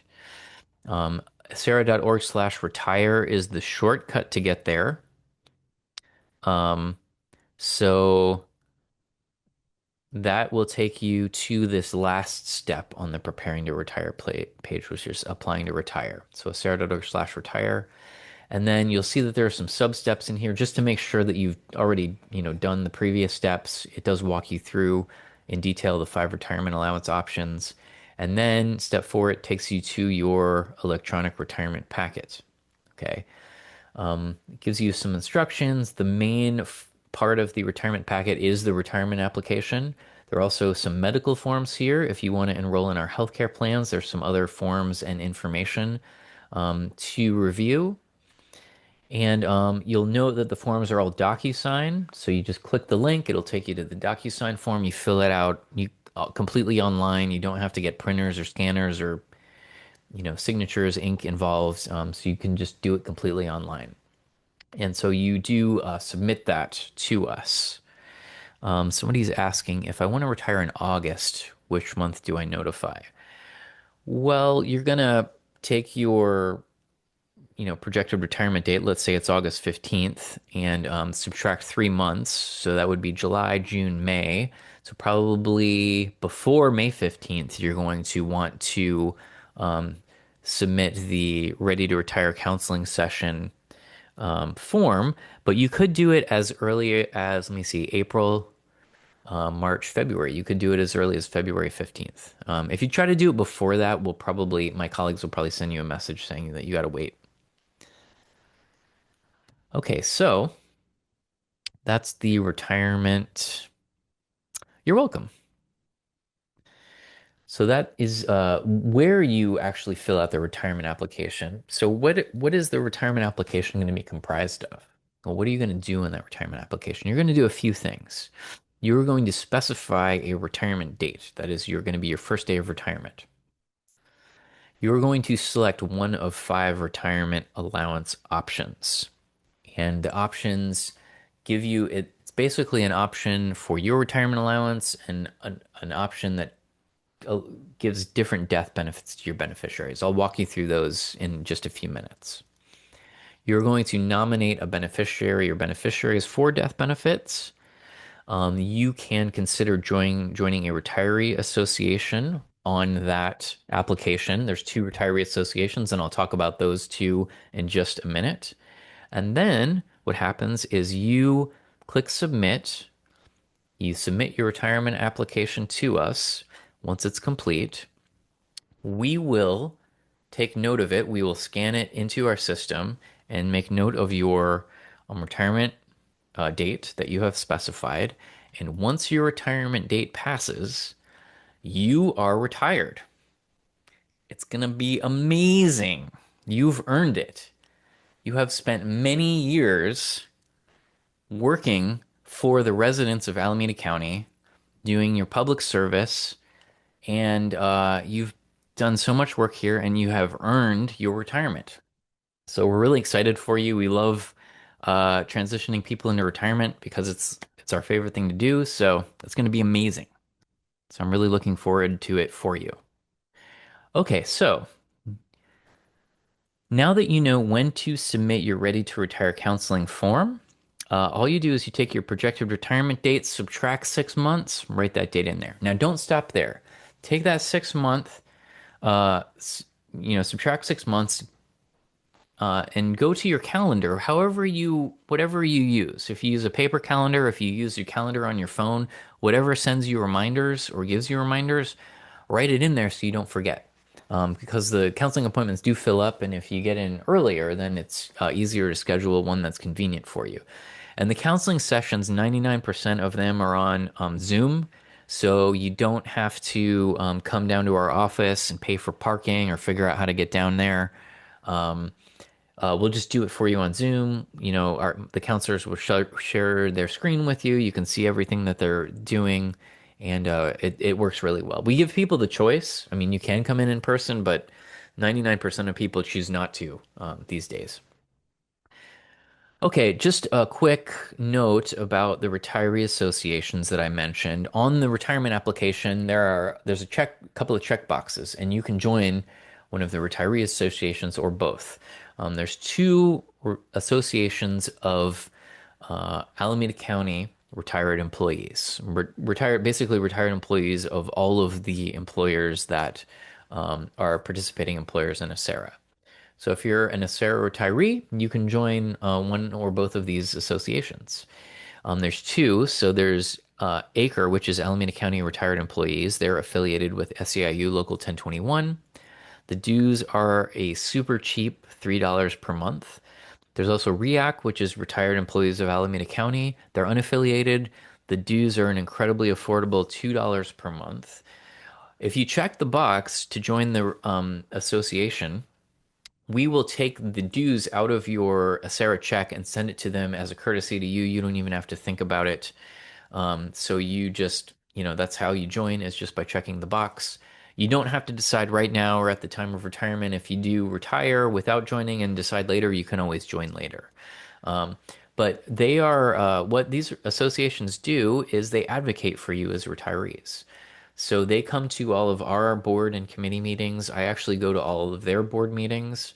We keep a very close relationship with them because they act as advocates for you, and we like to know what's going on with our retirees through every channel that we can possibly find. They publish newsletters, they hold social events. Acre holds a holiday luncheon in December. REAC holds a spring and fall luncheon, both spring and fall, and you can connect with former colleagues or you can make new friends.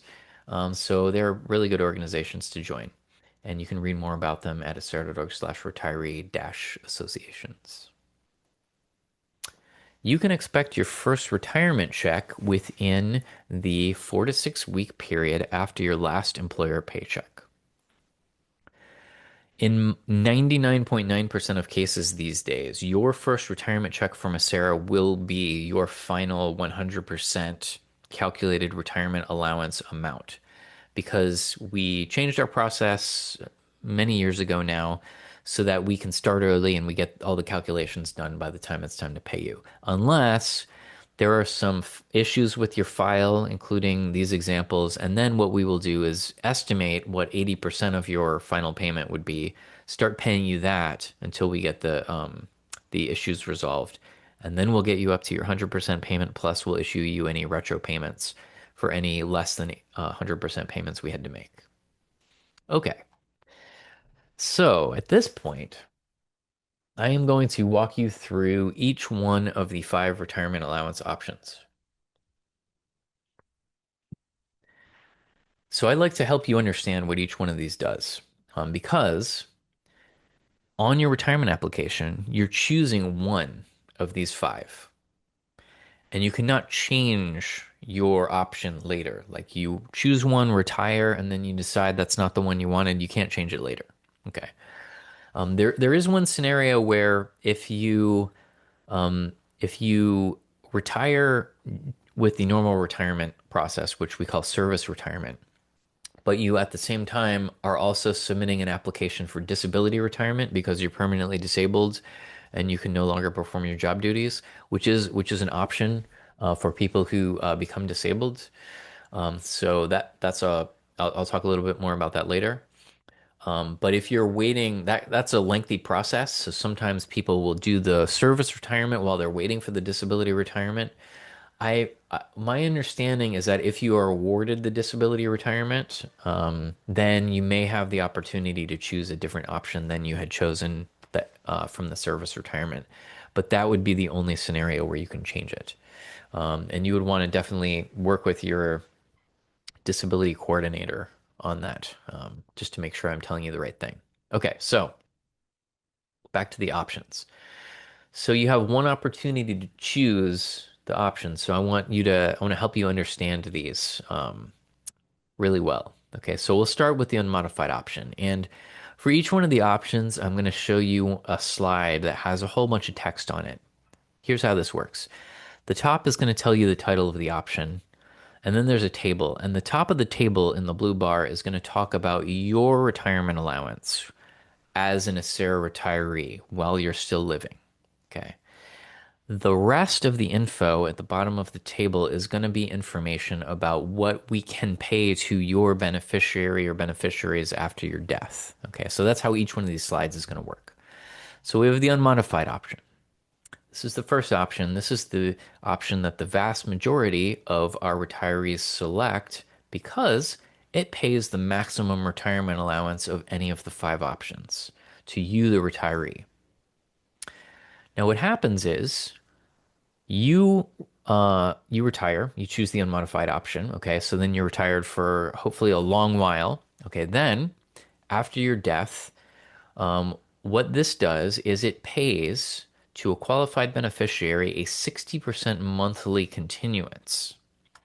Now, let me define some terms here. A beneficiary is simply somebody who gets benefits, and your Acera beneficiary is somebody who you've designated to receive your Acera death benefits after your death.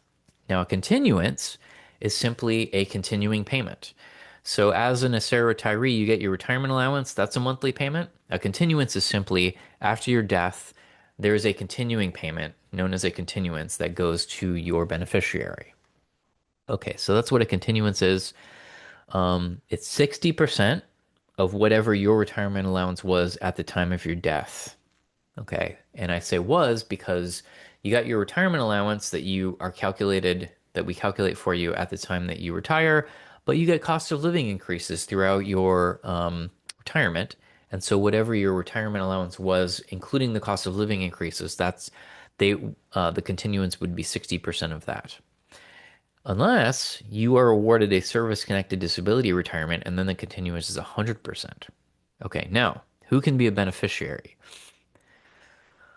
You can name a spouse, a state registered domestic partner, or an Alameda County domestic partner. And I actually think if you came from Marin County, I think Marin County domestic partners count as well. The county domestic partners that you've designated with the county while you're employed with them, your partner as a domestic partner, so they count as well as a domestic partner, even though you haven't registered them with the state. Okay. So if your beneficiary is one of those three people, the continuance is for the rest of their life. Okay, it's a lifetime benefit. They get the monthly continuance every month for the rest of their life. You can only name them for this continuance if you have married them or registered them at least 1 year before your retirement. Okay. If you haven't, One of the other options might be better for you. Okay, we'll talk about that when we get there.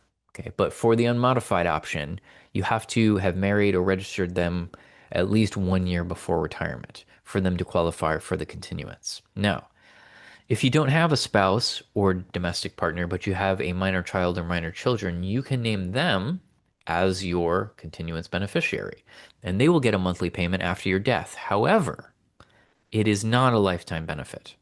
It is a temporary benefit.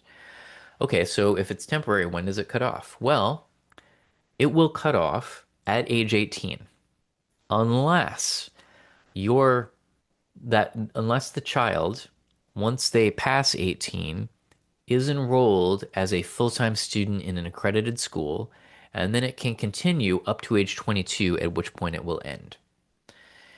And so it will continue either to 18 or 22 as long as they don't marry or register a domestic partner with the state. If they do that, it will stop then. Okay.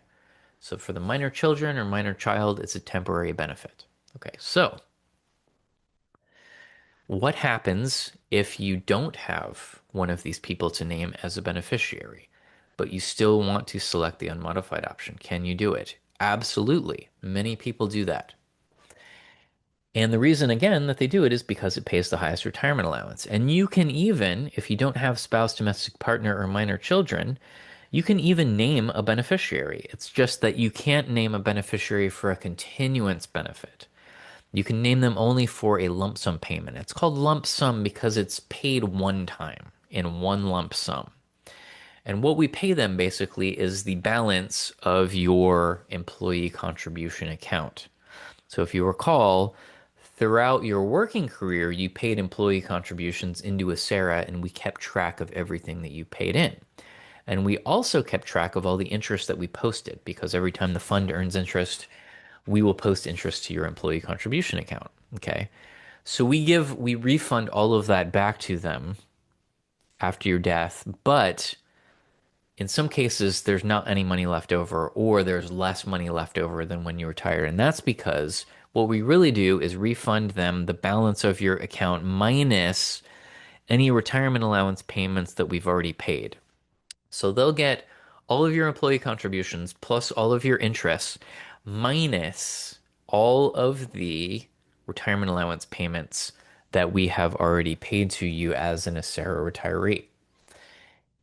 And one thing that I like to note here is that there will only really be a balance left over if you were to die within the first 3 to 5 years after retirement.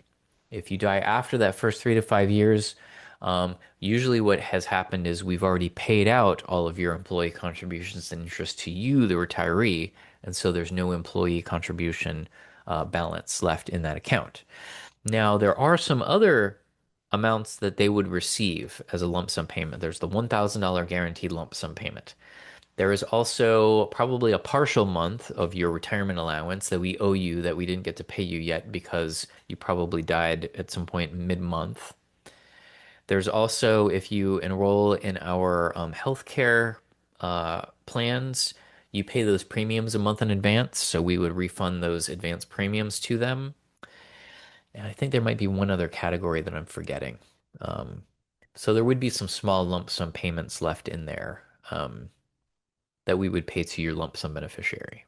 Okay, so that's the unmodified option. I do want to note one more thing scenario about the unmodified option. Okay, let's say, for example, you go to retire and you select the unmodified option. And at the time of retirement, you have a spouse, domestic partner, or minor children, and you name them as your continuance beneficiary. Okay. And then you retire. And then in retirement, your continuance beneficiary dies before you do. If that happens, you can name a new beneficiary, but not for a continuance, only lump sum beneficiaries. The only time that you can name a continuance beneficiary is at the time of retirement on your retirement application. Okay.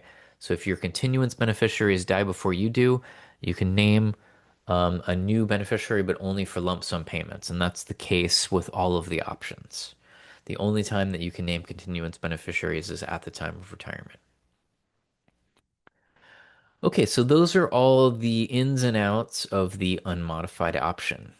The other options are a little bit simpler, so let me move on to those. Option number one, this is the only option that never pays a continuance to anyone ever. Naming a continuance beneficiary for option one is not even an option. This only pays lump sum amounts to a beneficiary. So it pays a one-time, one lump sum amount. Okay. What option one does, how it gives you an advantage if you have in certain scenarios is that it pays almost the same amount as the unmodified option. So it only pays a little bit less than the unmodified option. You'll see when you do your benefit estimate, maybe it pays $10 less or $20 less or $30 less than the unmodified option. Okay. What it does is it extends the time that there is a balance left over in your contribution account. Instead of 3 to 5 years, instead of your employee contribution account being all paid out within 3 to 5 years, it takes 10 to 12 years to pay out the entire balance. So if you were to die within the first 10 to 12 years, there would be a lump sum balance left over for that lump sum beneficiary. Okay. So people who might want to choose option number one might be people who would otherwise choose the unmodified option, but they don't have a spouse, domestic partner, or minor children and they're still wanting, basically the maximum allowance, and they're okay with the slight reduction that option one gives you. That's slightly less than the unmodified option, but it does expand the chances that there would be a larger lump sum balance left over for your beneficiary. Okay, that's option one. You can name anyone as a beneficiary for option one. For lump sums, you can name not only any person, but you can name a charity, you can name a trust, um, you can name an estate. For continuances, you can only name people. Okay, so option number two is subtitled 100% to beneficiary. Okay, so this option does two main things. The first thing is that it increases the monthly continuance paid to your continuance beneficiary. Instead of a 60% continuance, it's 100%, which means that whatever your retirement allowance was at the time that you retired, it would pay at I'm sorry.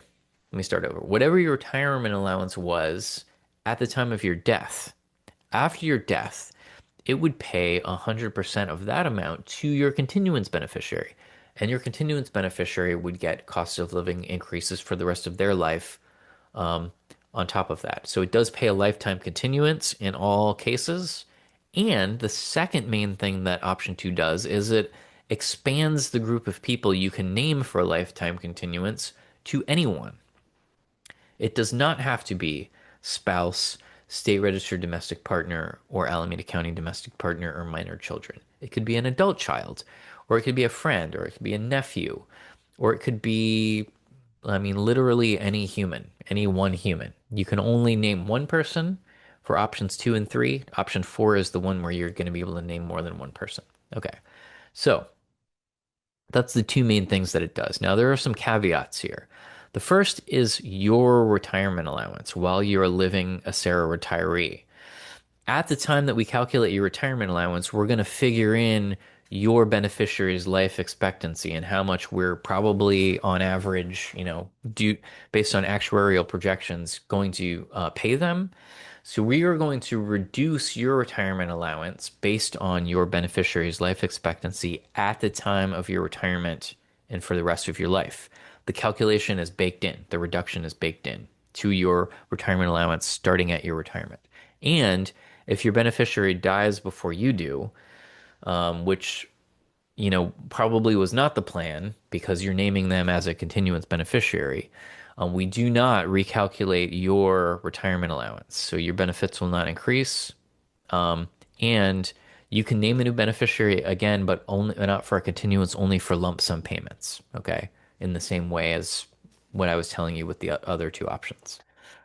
Okay, this next caveat is that if your beneficiary is not your spouse, and they're more than 10 years younger than you, we may not be able to um, let you leave them 100%. There might be it might be a lesser amount. It might be like 97%, 95%, 82%, something like that.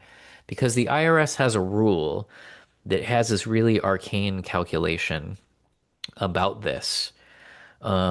And you can read more about it at acera.org/retire under option two.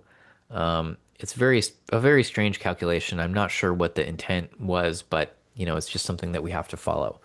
We'll let you know about that if in the scenario that you're choosing that option, and then we'll bake in the your retirement allowance reduction uh, based on what we're able to pay the beneficiary. So if we're not able to give them 100%, then your retirement allowance would be more. Okay. So that's option two. Option three is almost the exact same thing as option two, except for instead of leaving 100% continuance to a beneficiary, it leaves a 50% continuance of whatever your retirement allowance was at the time of your death. Um, Again, you can still name anyone for lifetime continuance, so all the same rules apply. That IRS reduction thing does not apply here because none of their reductions get below 50%. And what this does is it makes it so that you are getting more as an Acera retiree than you would have gotten under option two because we're paying the beneficiary less, so we're paying you more. And again, that calculation is baked into your retirement calculation at the time of your retirement. Otherwise, option three and two are very much the same. Option two is 100% to beneficiary. Option three is 50% to beneficiary. Option four is very similar to options two and three. Okay. You can name anyone for a lifetime continuance. Under options two and three, you can only name one beneficiary for a lifetime continuance. Under option four, you can name multiple beneficiaries for a lifetime continuance. You could name two people, three people, four people for a lifetime continuance. Okay. You can also, you are not required to leave 100% or 50%. You tell us the percentage. You could leave a 70% continuance or a 30% or a 10% or a 5% or a 95%. So you tell us what the percentage is going to be. As long as the percentages don't add up to more than 100% if you're naming more than one beneficiary. So if you have two adult children that you want to leave a continuance to, lifetime continuance, you could leave each of them 50%.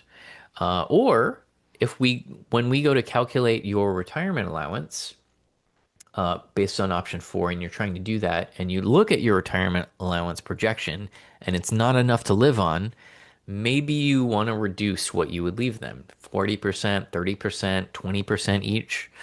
Um, a lot of people ask me about leaving lifetime continuances to adult children, and that is a beautiful gift to want to leave to your adult children.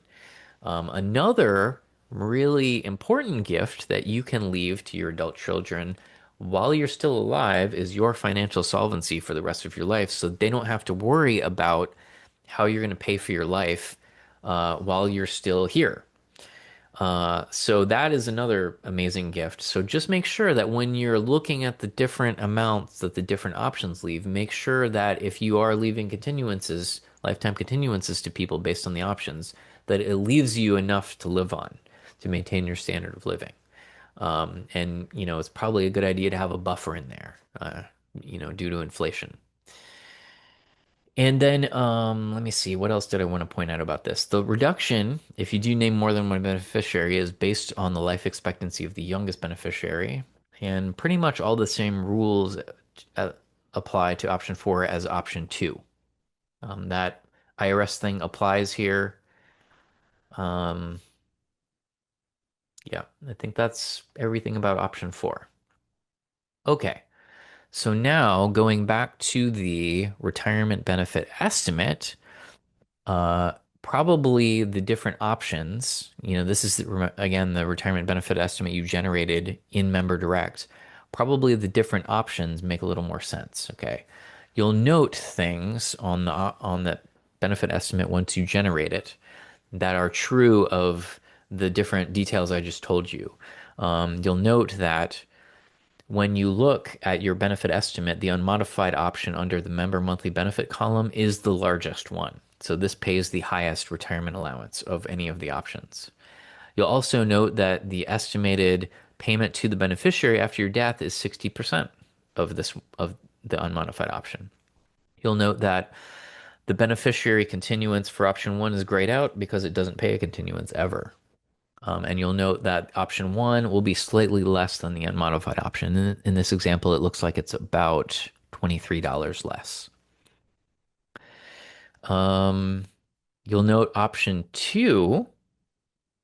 For option two, the member monthly benefit, this is your estimated retiree benefit, is the exact same as the estimated continuance to your beneficiary because it pays 100% to the beneficiary. Similarly, you'll note that for the option three,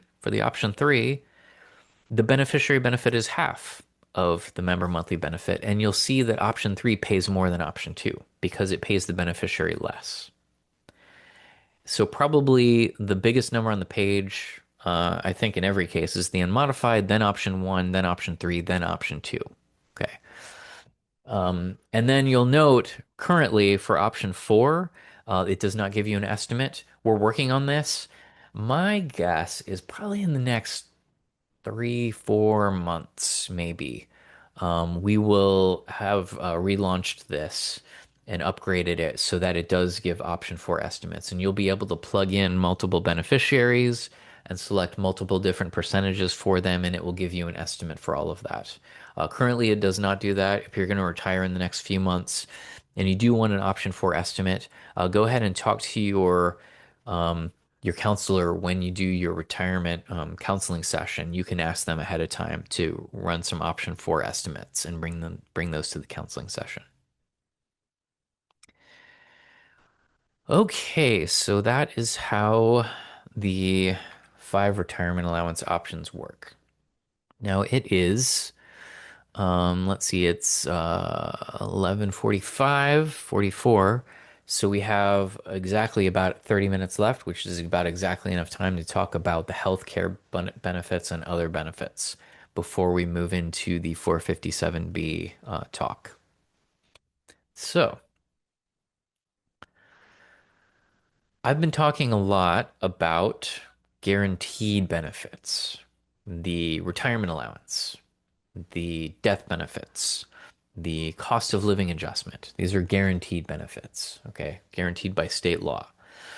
ACERA offers a group of non-guaranteed benefits that are like extra benefits on top of your guaranteed benefits. And the reason that we do this is because at some point in the past, I think it was in 1983 or 1984, Alameda County decided to start a reserve fund that ACERA administers to help their retirees cover the cost of some of these extra expected expenses. You're going to expect to pay, have to pay for healthcare in retirement. And so I think they wanted to, provide this reserve funds to help you pay for it. So we at ACERA, Alameda County offers the highest level of subsidies for these healthcare benefits of any county in California because we have this reserve fund. There's two other counties that have a fund like this, but it's not funded well. We're the pretty much unique in this. Okay, so this fund is called the Supplemental Retiree Benefits Reserve. Sarah's Board of Retirement, which is a separate board from the Board of Supervisors of the county. We have our own board. They run this reserve fund. They their goal is to ensure it stays sustainable into the future so we can continue offering medical, dental, vision, and healthcare subsidies, okay? So they might change. I just like to note this for people. They might change the benefits in the future. They might reduce something, they might eliminate something. They just want to keep the fund sustainable because they want to make sure that they can continue paying these type of benefits. Now, currently, the fund is considered very sustainable. If you go to acera.org/SRBR, you can read more about it. You can see a chart about that. There's over, I think, $1.2 billion in the reserve fund currently. So there's a lot of money in there to pay these benefits. The board does not make these type of adjustments very often. Mostly the adjustment that they'll make if they're, wanting to, kind of tweak the sustainability to make it more sustainable is they, instead of increasing the medical subsidy from one year to the next, sometimes they'll hold it the same. That's the lever that I've seen them use most. But we do have an actuary that tracks how much money is being paid out in benefits, how much is coming in interest, just to, make sure that this stays sustainable. Okay, so what are the benefits? Well, we have five currently. There's a medical subsidy, and there's three levels of the medical subsidy. And the name of the medical subsidy is monthly medical allowance, which is what MMA stands for. Okay. So there's three levels of it. There's also a dental subsidy, a vision subsidy, a Medicare subsidy, and a supplemental cost of living adjustment. That is in addition to the guaranteed cost of living adjustment. Okay. Now, one of the ways that the board has decided to keep the reserve fund sustainable is to put a service credit requirement before you qualify for the healthcare subsidies. And you'll see it starts at 10 years of Acera service credit. And this is Acera service credit only, not no reciprocal service credit counts here, okay, for these benefits. So you'll note that it starts at 10 years, and then if you do achieve 15 or 20 years of Acera service credit, you do get a slightly higher medical subsidy for achieving those milestones. So let me tell you about each one of these subsidies in a little more detail and show you some of the plan options that we currently have. Since you're getting ready to retire, you're probably going to want to, see what the plan options are. So let's start off with the medical. Okay. So what the monthly medical allowance does is it, again, is a non-guaranteed benefit. And what it does is it offsets the cost of Acera-sponsored retiree medical plans. So if you go outside and you get your own medical plan, you cannot use the monthly medical allowance to pay for those outside medical plans currently. So that's not within the rules that the board has set. And so these are Acera sponsored plans that you can use the money for. Now, what is an Acera sponsored plan? Well, when you go to retire from your employer, you're not going to be working there anymore, so you're going to have to leave their healthcare plans. And there is a provision where you could stay on after retirement and pay. It's the COBRA law, the federal law that says you can stay on it. I think it's 18 or 36 months there for different scenarios, but you have to pay your whole way into it, so there's no subsidy for that. So Acera, for Acera retirees, we offer medical plans, we offer dental plans, we offer vision plans, okay, that you can enroll in so that you can get medical, dental, and vision coverage as an Acera retiree. And if you enroll in our plans, you can use the subsidies for our plans. So if you enroll in one of our medical plans that we sponsor, you can use the monthly medical allowance. We have group plan options and individual plan options. The group plan, um, the group plan for the group plan options, if you are eligible for the monthly medical allowance, the you can use the monthly medical allowance to help offset the monthly premiums, which is the monthly cost that it costs to pay the insurance company to be enrolled in the plan. Individual plans or individual plan options, you can not only use the MMA dollars for the premiums, but you can also use the MMA dollars for copays, for deductibles if you enroll in a deductible plan, and also IRS approved medical expenses. You have more latitude to use the dollars in those plans. The amount of the monthly medical allowance is set annually by the Board of Retirement. You are responsible for paying any costs exceeding the monthly medical allowance. And you'll see when I show you the premiums, if you're not yet Medicare eligible, if you're younger than 65, the monthly medical allowance does not cover the full cost of the premiums. Okay, so you're not going to have any money left over. And in fact, you're going to owe money for being enrolled in the plans. And the monthly medical allowance dollars are not available to cover the costs of anyone else on your plan, like beneficiaries after your death, or former spouses, if they have their own account, or dependents while you're an Acera retiree. You can enroll your dependents in coverage, but the monthly medical allowance dollars don't go to subsidize their costs of being enrolled in the plans. Okay. So how much is the monthly medical allowance for this year, for 2026? Well, if you retired from Acera with at least 20 years of Acera service credit, you're eligible for the full amount, which currently is $687.21. If you retired with at least 15 years of Acera service credit, you're eligible for $515.41 per month. If you retired with at least 10 years of Acera service credit, you're eligible for $343.61 per month. Okay. And if you retired with less than 10 years, you're not eligible for the monthly medical allowance. Okay, so now let me show you the plans that we currently offer. Just real quick, our open enrollment is the month of November. We have a longer open enrollment than the county. Ours is the entire month of November. November is your opportunity to change plans. You're probably familiar with how open enrollment works. You can't make changes and get into a new plan midway through the year. You got to wait for open enrollment when you can do that. Unless you have a qualifying event, and retirement happens to be a qualifying event. So when you retire, you don't have to wait for open enrollment to get into our medical, dental, and vision plans. We'll get you right in with no gap in coverage. Okay. And then if you wanted to make changes later, November would be the time to do that. Okay, so what you're seeing here is a table that shows there's three companies here you're seeing, and it's kind of divided in half. We have non-Medicare eligible options and Medicare eligible options. Now, Medicare, if you're not familiar, is the federal government's um, kind of universal coverage for people who are age 65 and older. Okay, so everyone who's 65 and older can enroll in Medicare. Um, but if you're not yet 65, you can't enroll in it yet unless you have a qualifying condition. There's more on that on our website, acera.org/Medicare. Okay. And you'll see that there's three companies here, Kaiser Permanente, United Healthcare, and Via Benefits. Okay. Kaiser and United Healthcare provide us with the group plans. So we have contracts with them for the group plans.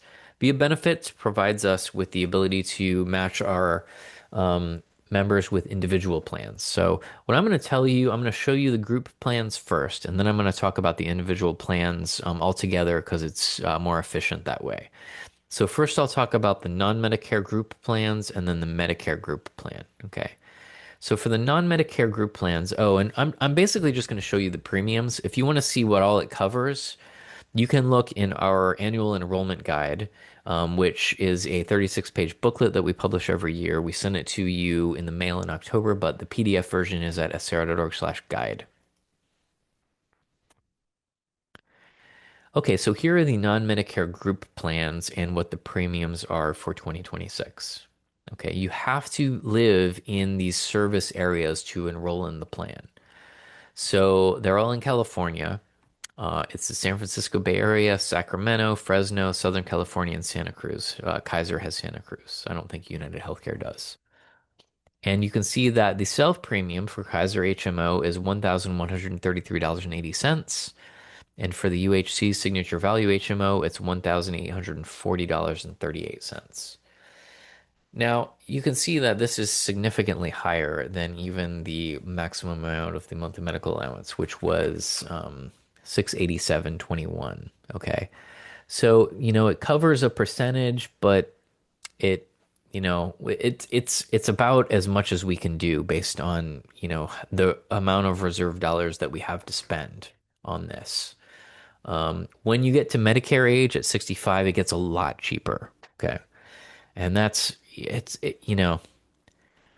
it's just a uh, symptom of the healthcare landscape in this country that I think is pretty dysfunctional.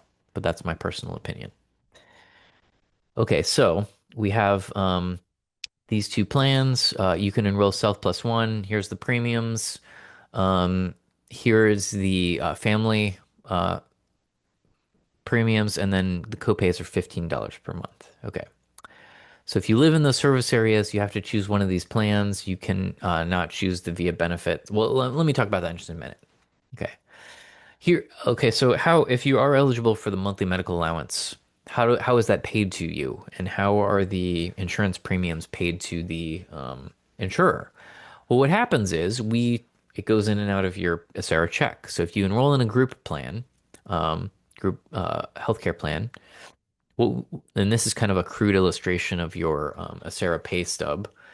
You have your gross pay, right? And then you have in the deductions column, you have your insurance that you have enrolled in. So this is the Kaiser HMO.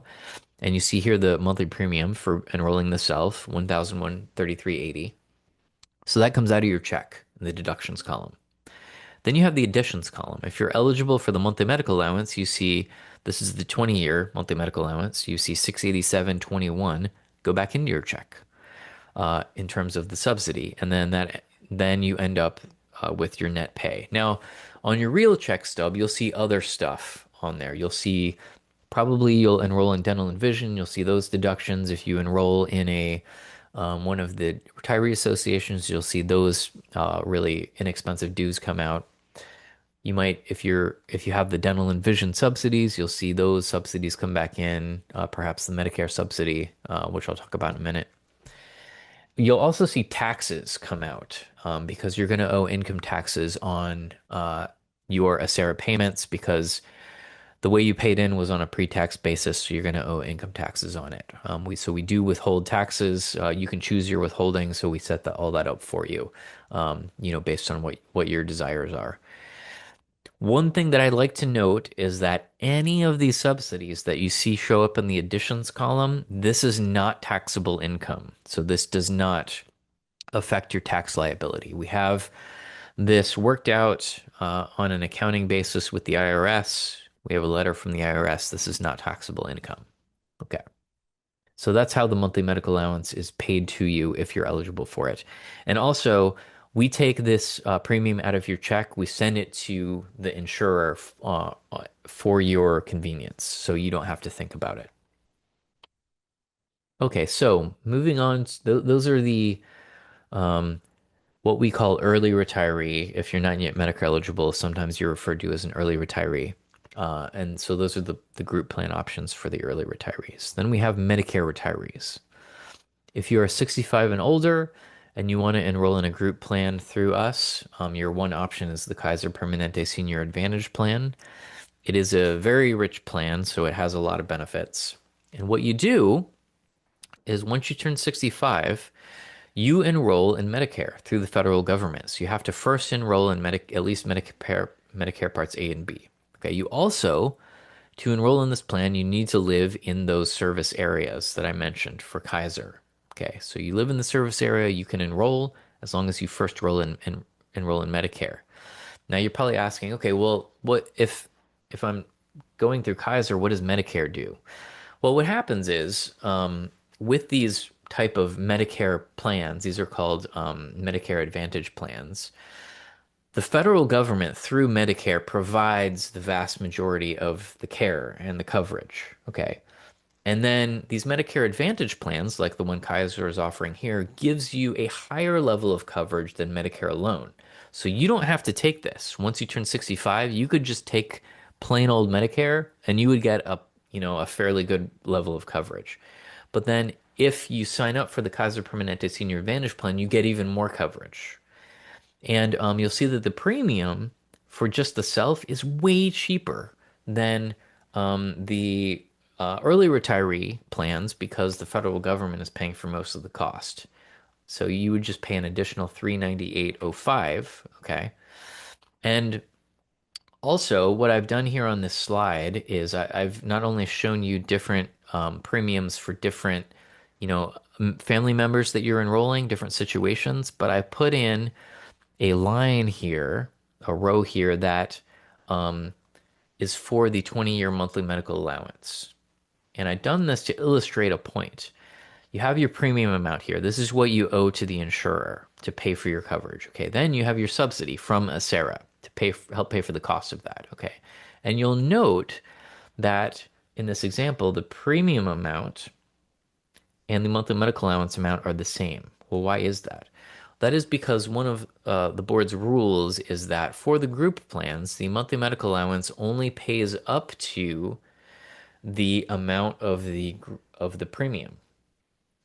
So it doesn't pay more than that. You don't get to keep the change.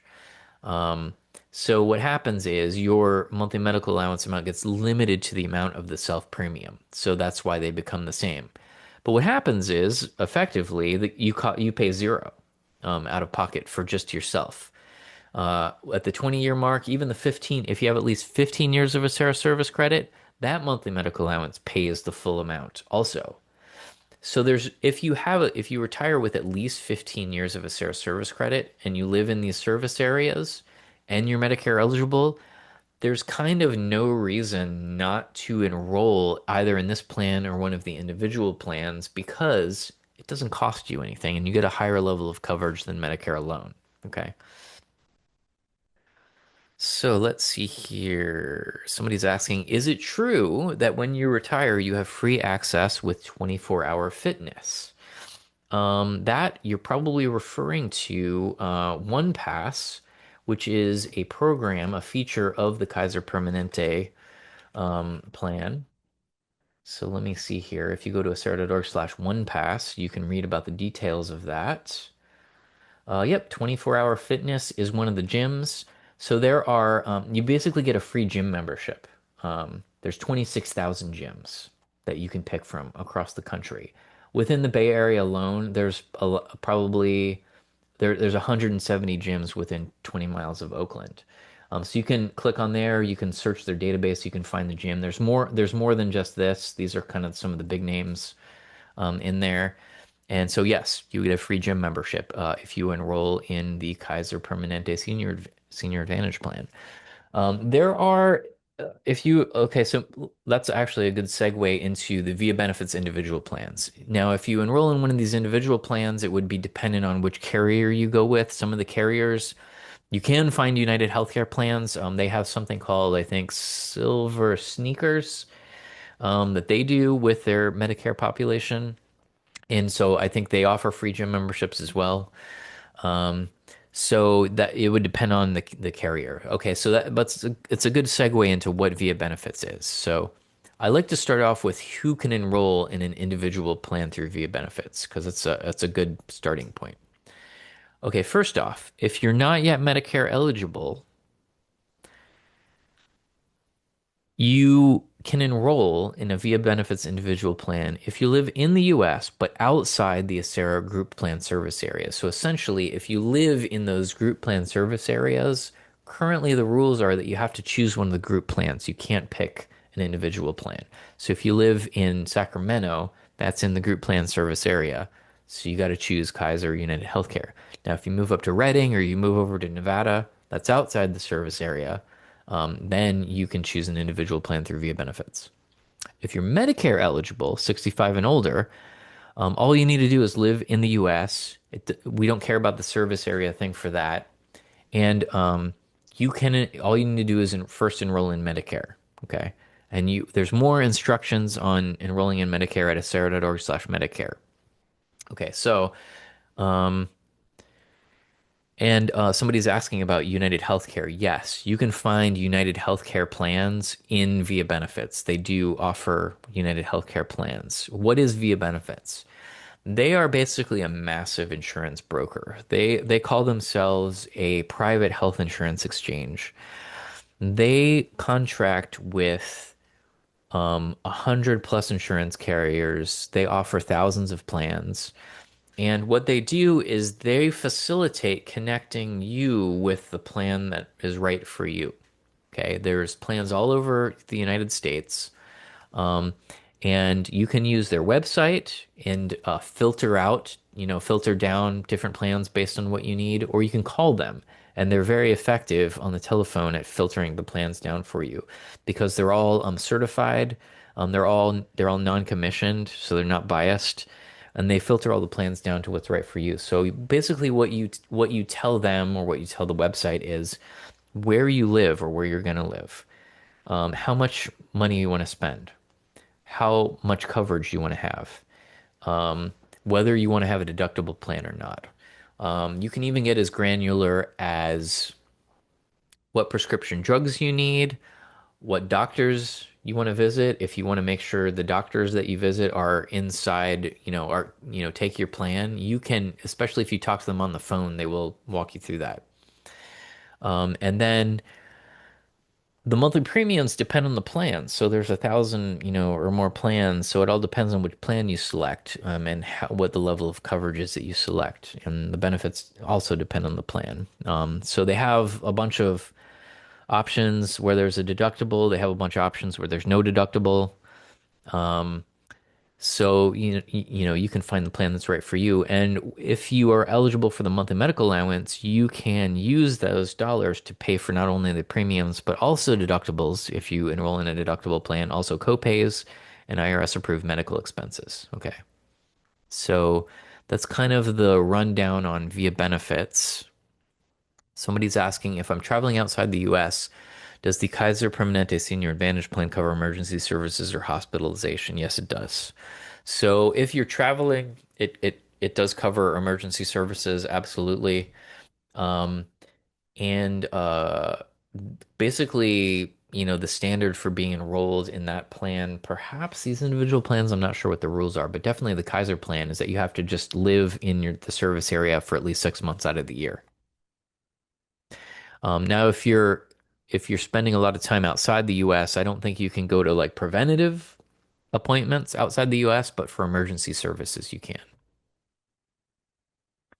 Okay, and regarding the monthly medical allowance, and if you enroll in an individual VA benefits plan, how does the monthly medical allowance work?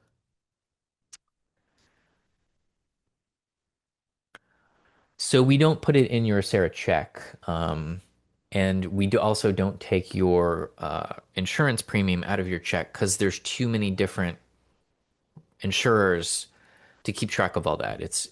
So this is one of the things that we contract with Via Benefits to administer. So what we'll do if you sign up for a Via Benefits individual plan and you're eligible for the monthly medical allowance is we will take your monthly medical allowance dollars from Acera and we will send them over to Via Benefits and they will deposit them in an individual health reimbursement account for you. Okay. That's where your monthly medical allowance dollars sit. Then they will also facilitate you enrolling directly with an insurance company for your medical insurance. Okay, so then you're going to be paying that company directly. So you pay them the premium directly. So you're out some money. Okay, then you're going to go to the doctor at some point, so you're probably going to owe a copay. So you pay the doctor the copay. You're out some more money. What you do is you submit reimbursement claims back to Via Benefits, and they will they will reimburse you using those monthly medical allowance dollars back to your bank account. And so this is kind of like a crude illustration of that. They set all this stuff up for you electronically. So they'll set up like reoccurring electronic payments for the premiums to the insurance company and recurring reimbursements. So the only thing that you have to think about is if you do copays to get reimbursed for those, and they have an app, like a phone app, you could do it on their website. So they try to make it as easy as possible. This part right here.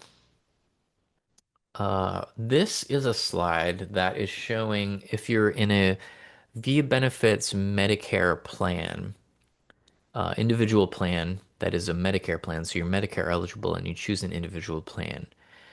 This is showing a lesser amount for the monthly medical allowance amounts, okay, for 2026. This is how it has worked up to now. But the board, just 1 or 2 months ago, changed this so that they brought the monthly medical allowance dollars up so that they're the same as everyone else. I think it's taking effect with the next plan year, if I recall correctly. So I'm not sure this is taking effect immediately. So if you do retire this year, you might be subject to these monthly medical allowance amounts. But then in 2027, it will be on in parity with everyone else. Okay, so that's something that they changed. Another potential change that might happen is this, going back a few slides here. They're talking about making it so that this plan area rule goes away, so that if you're not yet Medicare eligible, you can still enroll in an individual plan even if you live in the group plan service areas. This is something that was brought up at one of our board meetings. The county wanted to pause it because it has perhaps some financial implications for them. So the board will probably, talk more about this in the summertime and perhaps take action on this one way or the other.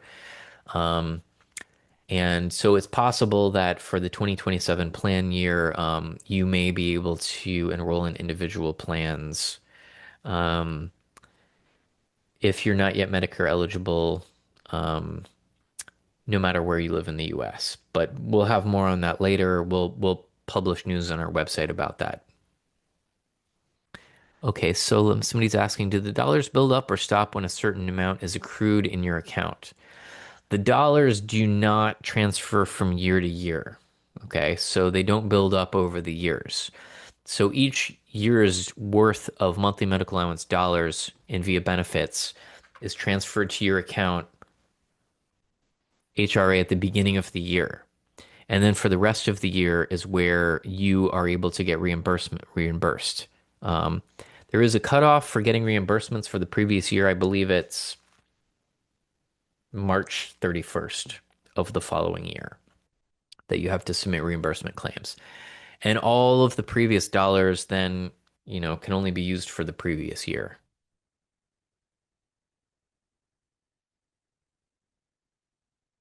You're welcome. Okay, another question. If I'm on a Sarah Medicare plan, can I add my wife at a later date when she is Medicare eligible? Absolutely. So, a spouse becoming Medicare eligible, that's definitely a qualifying event. There's a whole list of qualifying events on our healthcare page. If you go to Acera.org and you go under retirees and you go to healthcare plans and benefits, there's a whole bunch of information here, including when you get down to when can you enroll. There's a list of qualifying events, status change events about enrolling or making plan changes outside of open enrollment.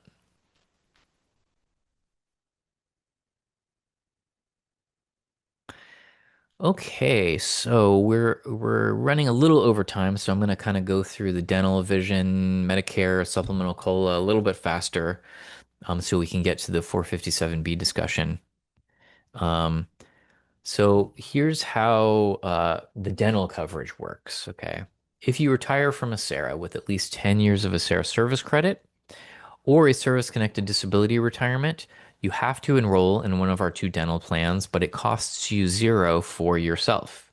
The self premium and the subsidy are set at the same level. So, for example, if you retired from Acera with 11 years of service credit and you chose the Delta Dental PPO, you would see 5435 come out of your check. You would see 5435 go back into your check. That's if you chose the self premium. If you chose self plus one, you'd see 105.54 come out of your check. You'd see 54.35 go back into your check because the subsidy is just for you. Delta Dental PPO is nationwide. Delta Care USA is California only. If you don't have 10 years of service credit or a service-connected disability, you can still enroll in one of the dental plans. It's just there's a different set of premiums and there's no subsidy. Vision, very similar. 10 or more years of Acera service credit or service-connected disability, mandatory enrollment, at least in the VSP standard plan, but the self-premium and the subsidy are the same. So it costs you zero, $4.63. You can buy up into the VSP premium plan, which gives you a greater level of coverage. One thing off the top of my head I know it does is it gives you frames every 12 months rather than 24 months under the VSP standard plan. The subsidy doesn't go up if you choose the premium plan. The subsidy is always $4.63 or whatever the self premium is for that year. And again, if you have less than 10 years of service credit, you can enroll. It just is a different set of premiums and there's no subsidy. And again, all the details for these plans are in our guide at acera.org/guide. Medicare Part B reimbursement plan. Okay, so when you become Medicare eligible at age 65, and you enroll in Medicare, if you've already paid into the Medicare system for at least 10 years or the equivalent of 10 years, Medicare Part A is going to be free for you. Medicare Part A is hospitalization coverage. Medicare Part B, which is coverage for doctor's visits, will come at a cost for everyone. And just as a side note, for the people who are like safety members who weren't paying into the Medicare, or maybe you all do now. I'm not sure, but if you haven't paid into Medicare for 10 years, you can still enroll in Medicare. It's just they're going to charge you for Medicare Part A also. Okay, now for Medicare Part B for everyone, there's a cost. Okay, you have to pay the federal government for Medicare Part B. Now, if you retire with at least 10 years of a ACERA service credit or a service-connected disability retirement, ACERA will cover you with this Medicare Part B reimbursement plan for the lowest cost that anyone pays for Medicare Part B for that year. For 2026, it's $202.90.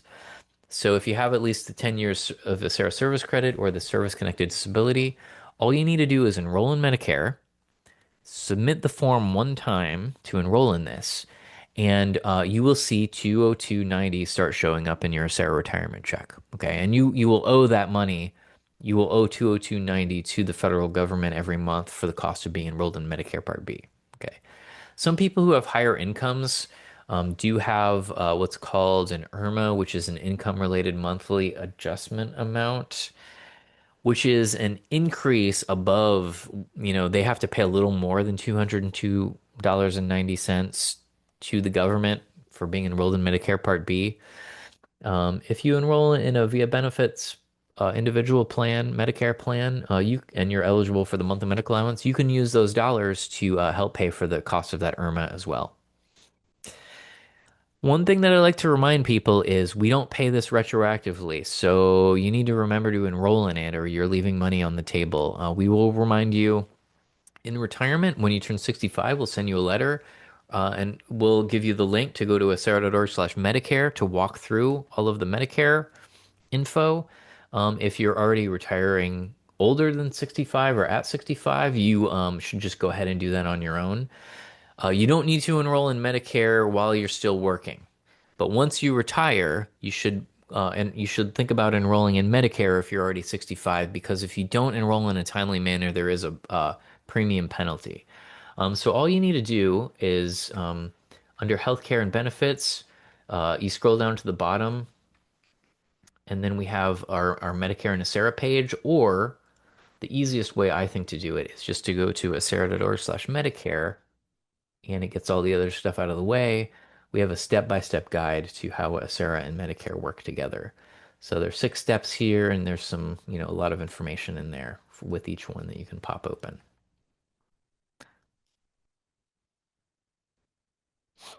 The final non-guaranteed benefit is the supplemental cost of living adjustment. Remember, the regular cost of living adjustment is guaranteed. This one's extra. This one's supplemental. So this is paid on top of the guaranteed cost of living adjustment. And what it does is it keeps you at least 85% of your original buying power that you enjoyed at the time of retirement. So if you ever accumulate more than 15% percentage points in your COLA bank, that means you've lost 15% of your buying power to inflation.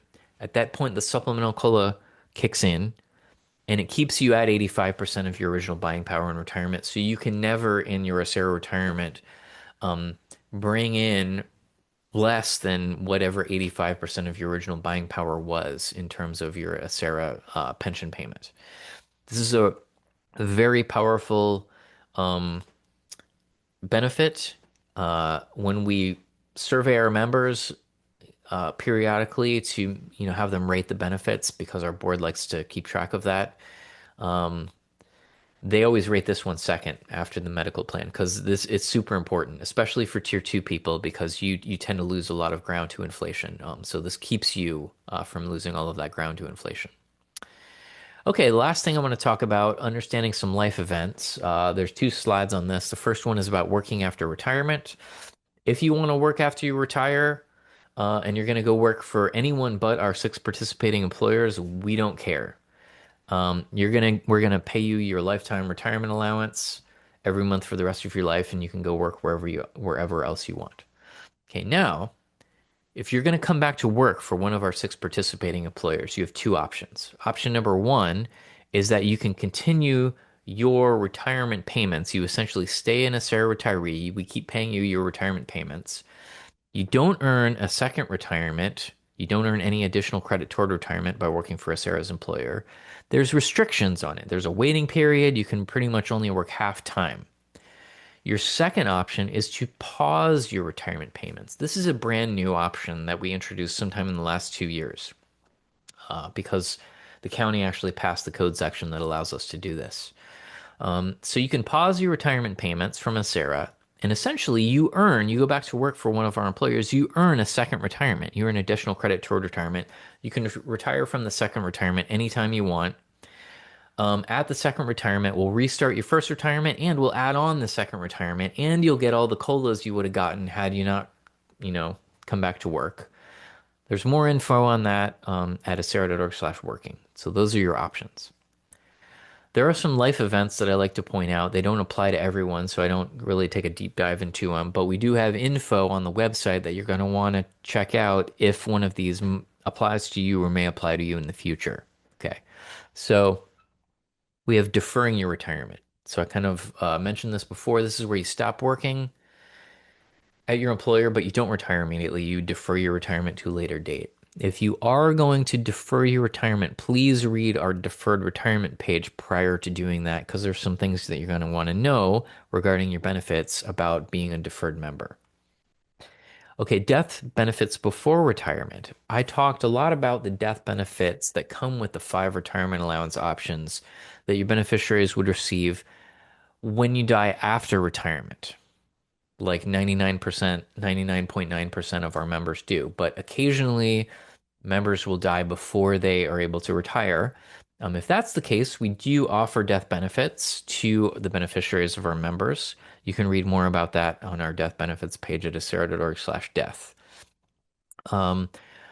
Definitely read the section on making the advanced death benefit election.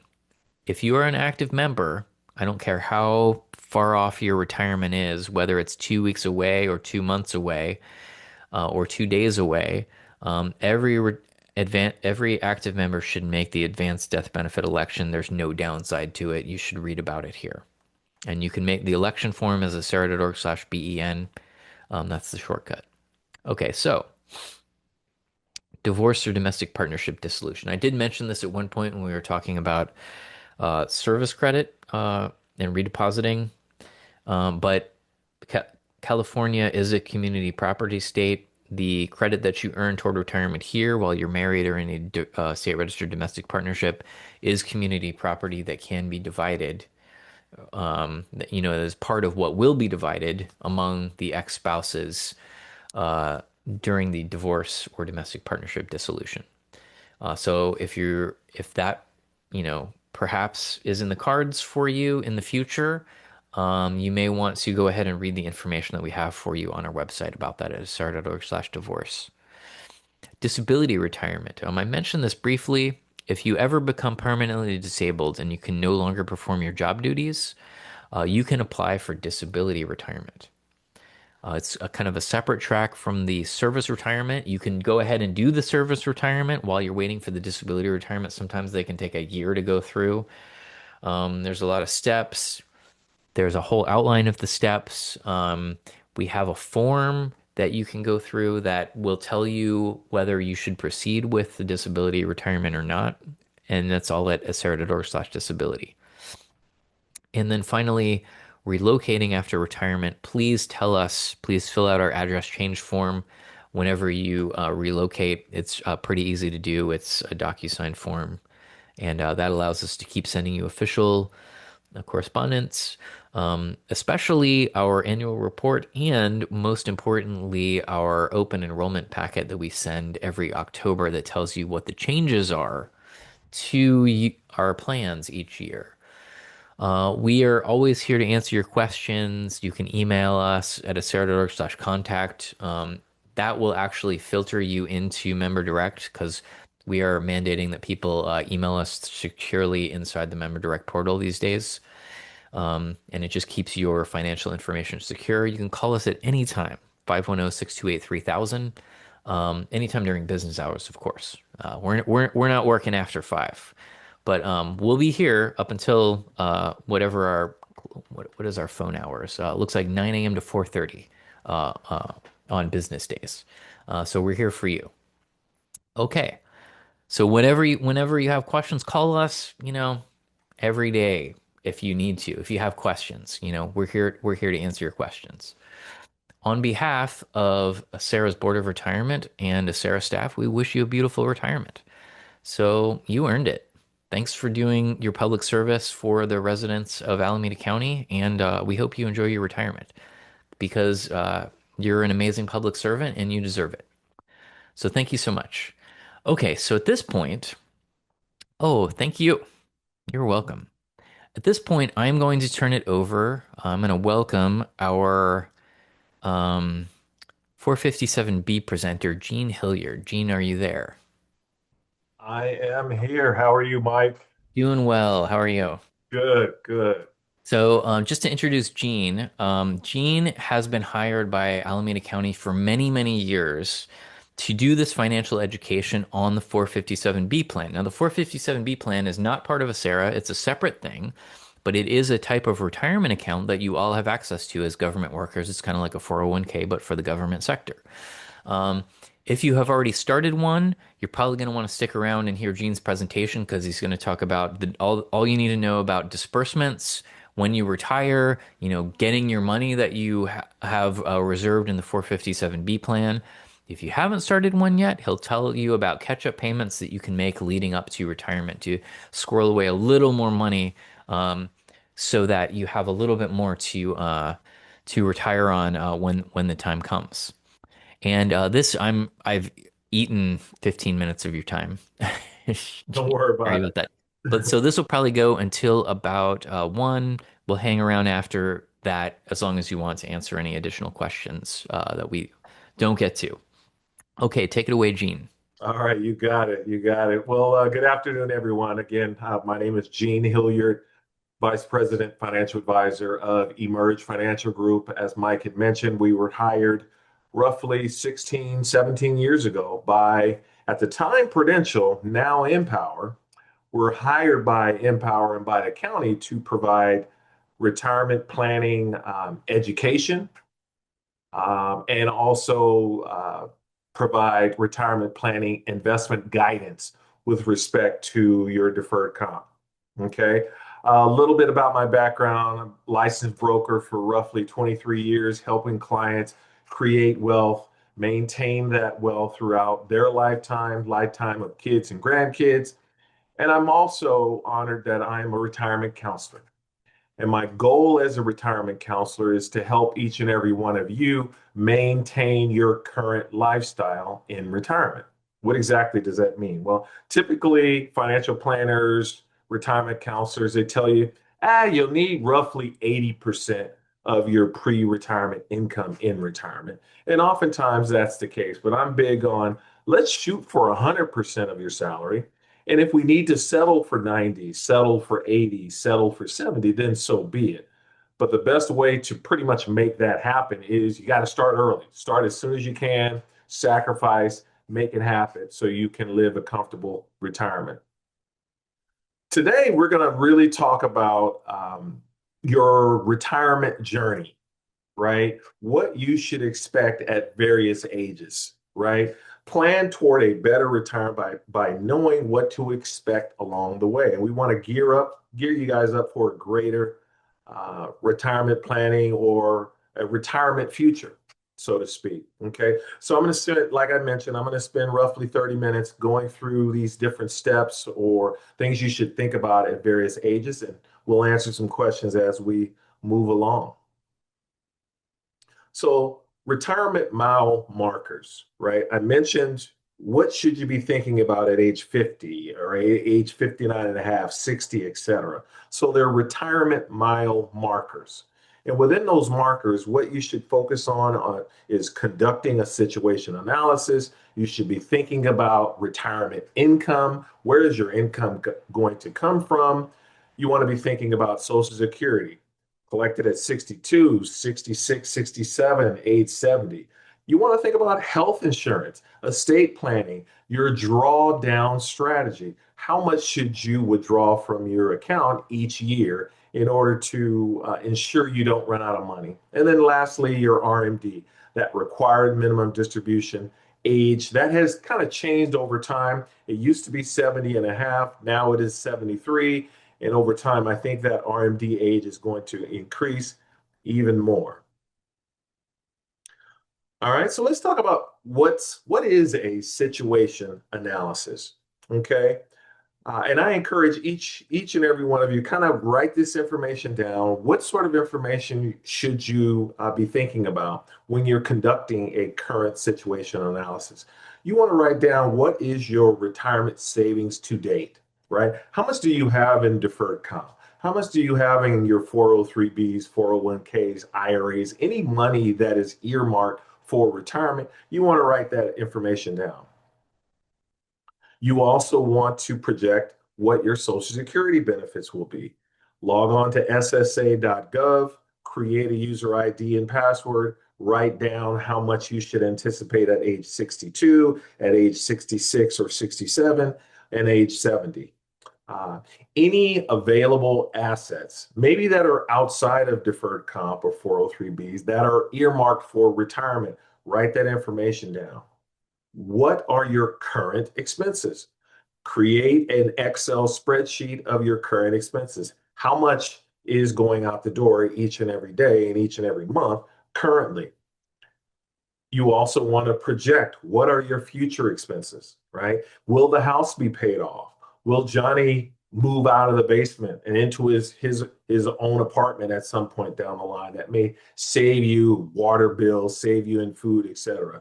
Okay, so you want to kind of project what the future holds in retirement. So let's talk about these milestones that I mentioned earlier. One of the first milestones is age 50. What should you be thinking about and focused on at age 50?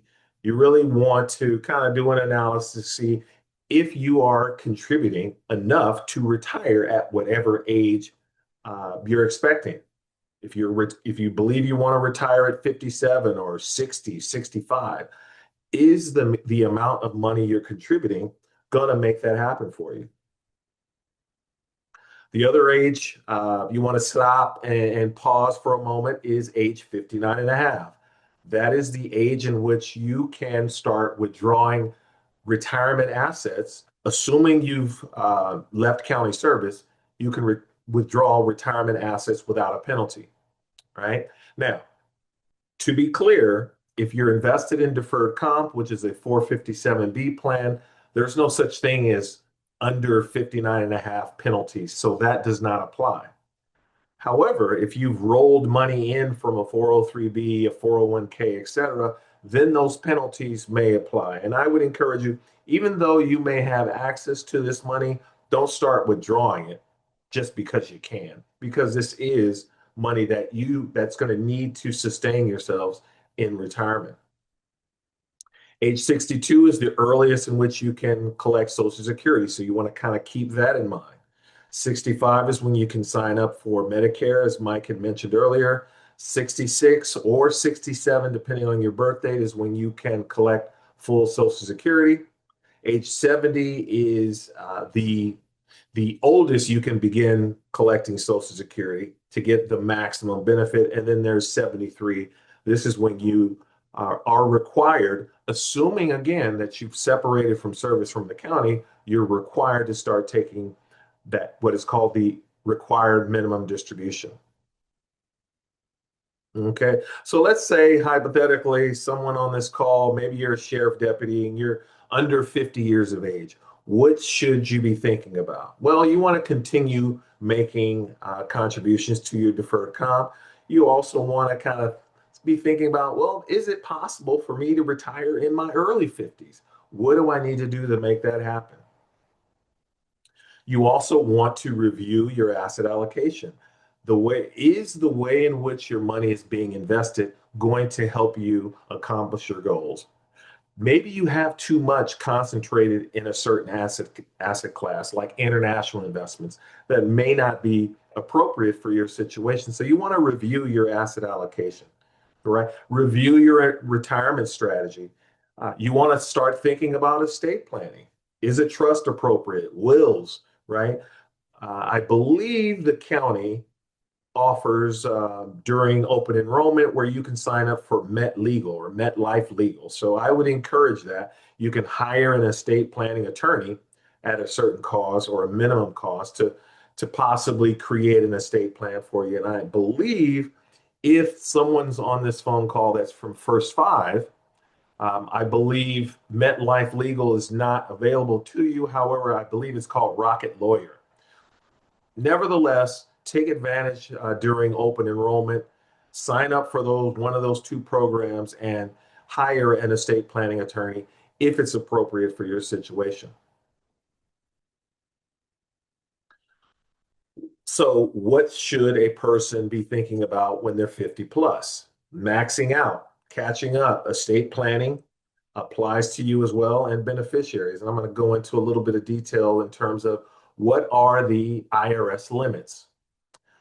If you're under 59 and a, or I'm sorry, if you're under 50 years of age, 24,500 is the max that you can contribute to deferred comp. If you are 50 and over, you can contribute an additional 8,000, and that's within deferred comp. In addition to that, if you're looking to set up an IRA, and this is going to be on the outside of deferred comp, if you're under 59 and a half or 50 and a half, you can contribute 7,500. And if you're 50 and over, you can contribute an additional 1,100. So let me repeat that. If you're under 50, the maximum that you can contribute to an IRA is 7,500. If you're 50 and over, you can contribute an additional 1,100. Now, there are income restrictions on IRA. If you make over a certain amount, you may not be able to deduct that 7,500. So reach out to me. I can possibly help you determine whether or not that full 7,500 or that additional 11,000 or 1,100 is fully deductible. I might be able to help you with that. If you're really, really, truly motivated to retire from the county and you have assets on the outside that you'd like to somehow get into deferred comp, well, there's something that is called the last 3 year special catch-up. This is where you can contribute $49,000 a year for 3 years prior to retirement. So it's a good tool for folks to use if, say, for example, you have some money at First United sitting in at the credit union and you're looking to get as much bang for your buck as possible. You'd like to get that money into deferred comp. You can make that happen.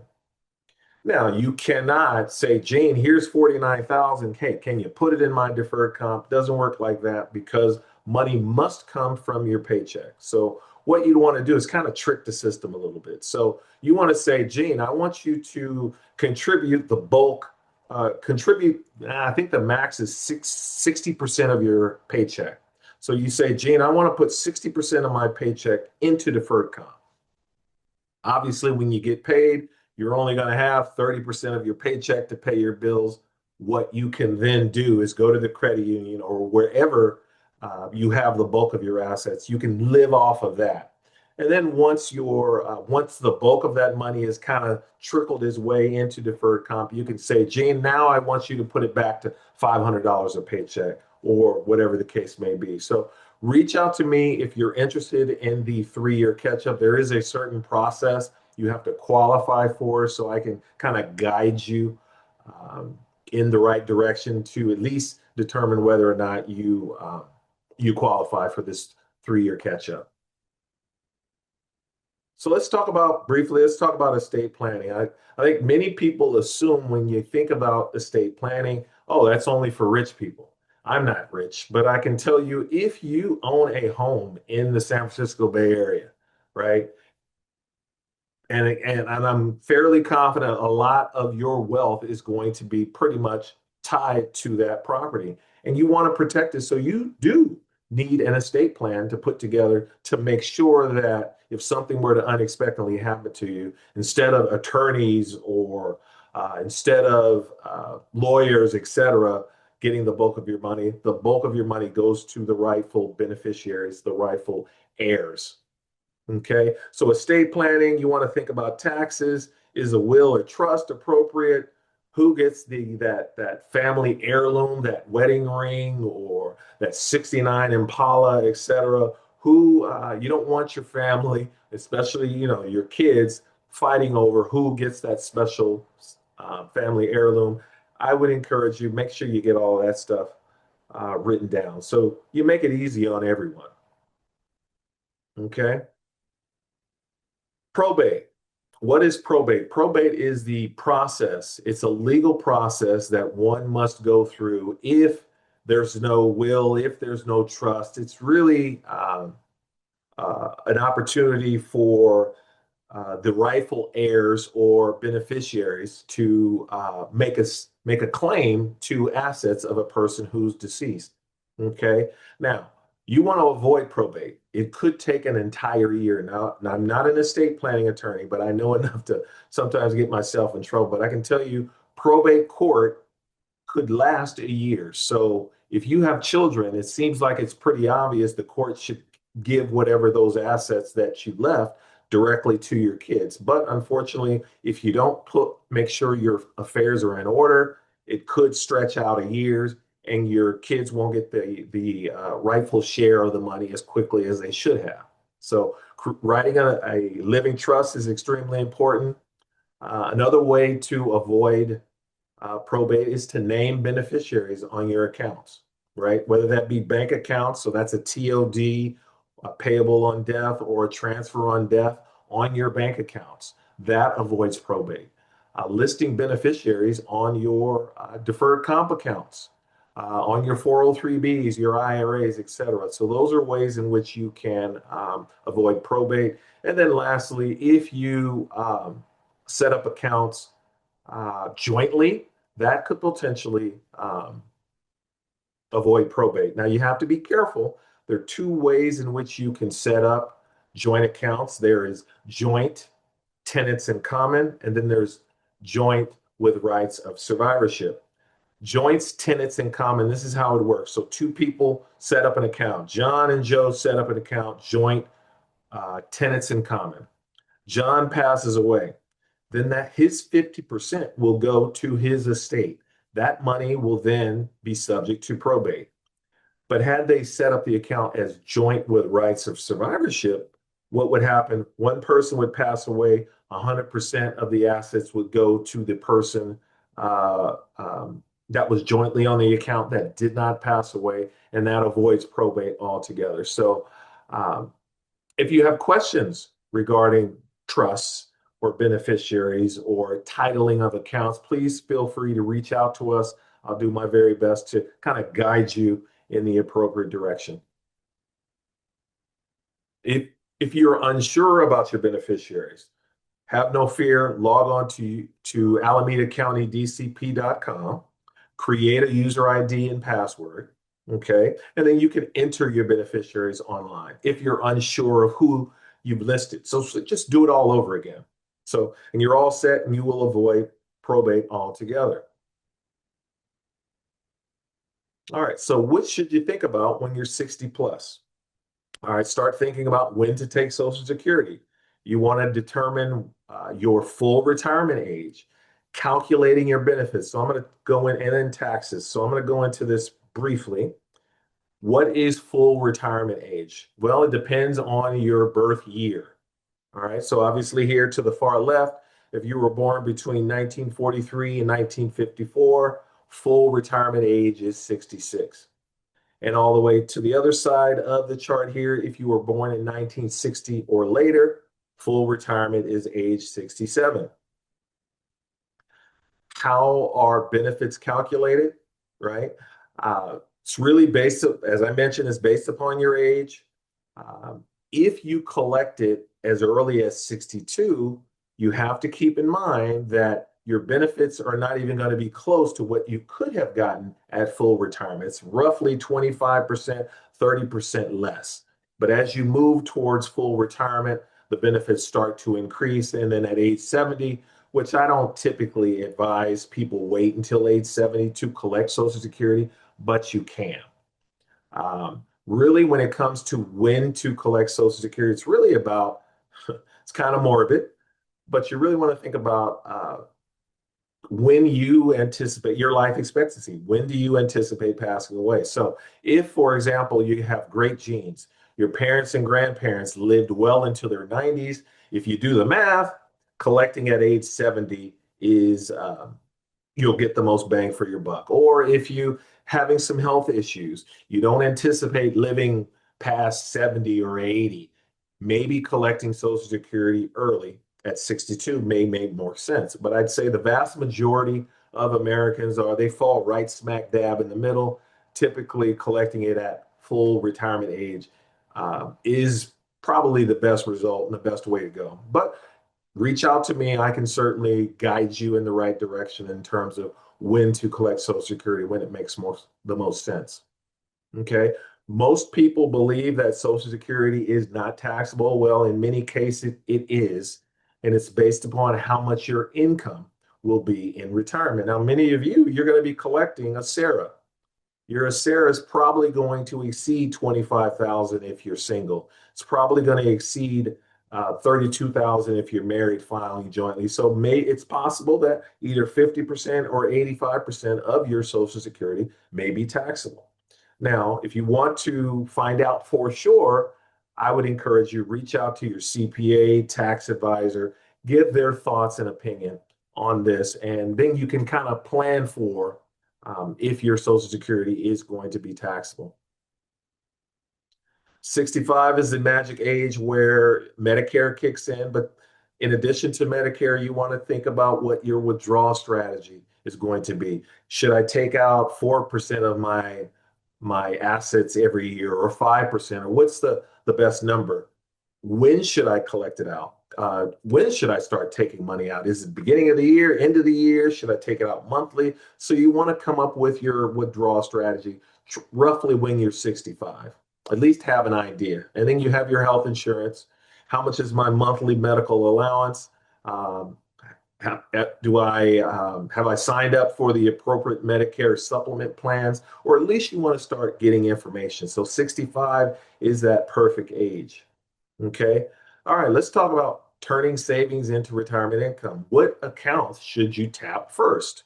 Should I tap my Roth money, my pre-tax money, my taxable money? In my view, you want your pre-tax and tax-free money to grow as long as possible. So I would encourage start with when you're determining how much to withdraw in retirement, start with your taxable money, money that has already been taxed. Okay. Once that bucket has been depleted, then you want to go to your pre-tax bucket. And then lastly, you want to go to your Roth bucket because the Roth money is tax-free. You want that to grow as long as possible. Okay. Risks. Most people believe that once they're retired, risk is off the table. Well, risk is back on the table, or it's really part of your life expectancy for the most part when it comes to risk. Market volatility is a risk.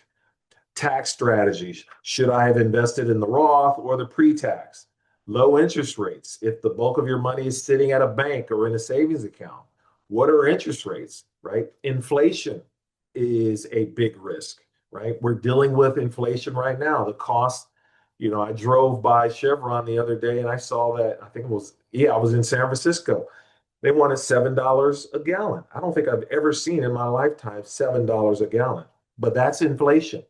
Higher taxes, cost of living, longevity, right? These are all risks that you're going to have to deal with in retirement, and you want to try to manage those risks as best you can.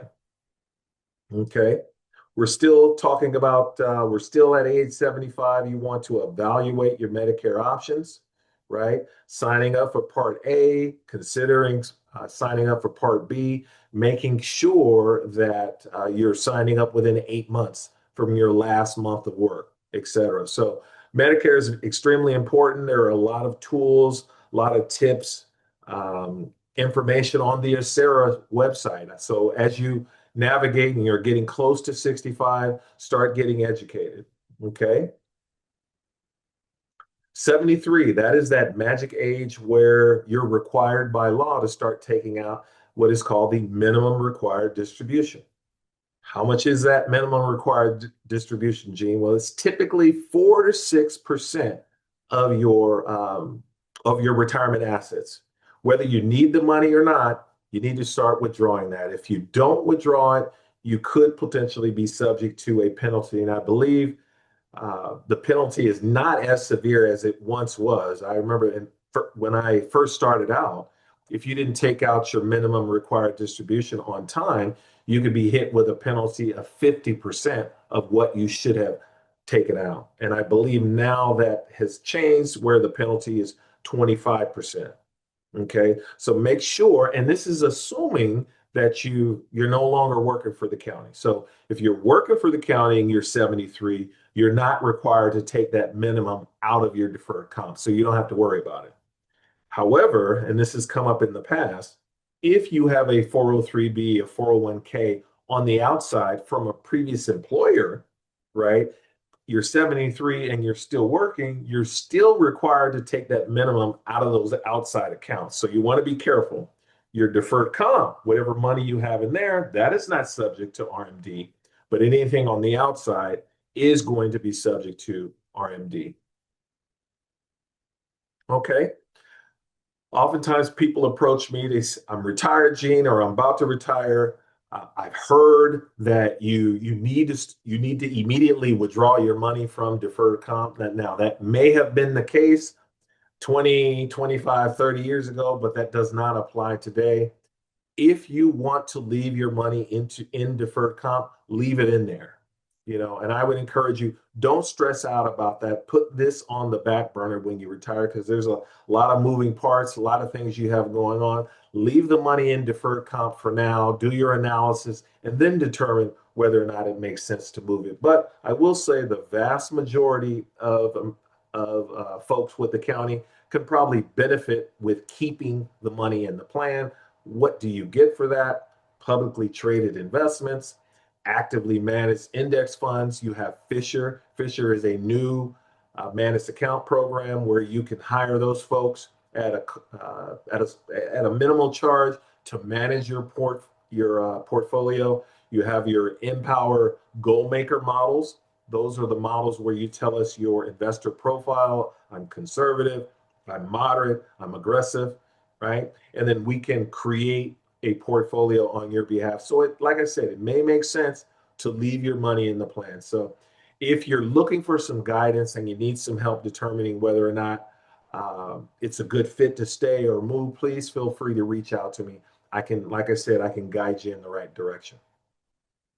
Okay. Lastly, I want to talk about there's some really cool updates to the Alameda County plan. So I want to briefly go over those updates. Here are the new features. You have in-plan Roth conversion, super catch-up contributions. There's new Roth rules for certain high-income earners. I don't particularly care for that feature, but it's a new law, so we have to abide by it.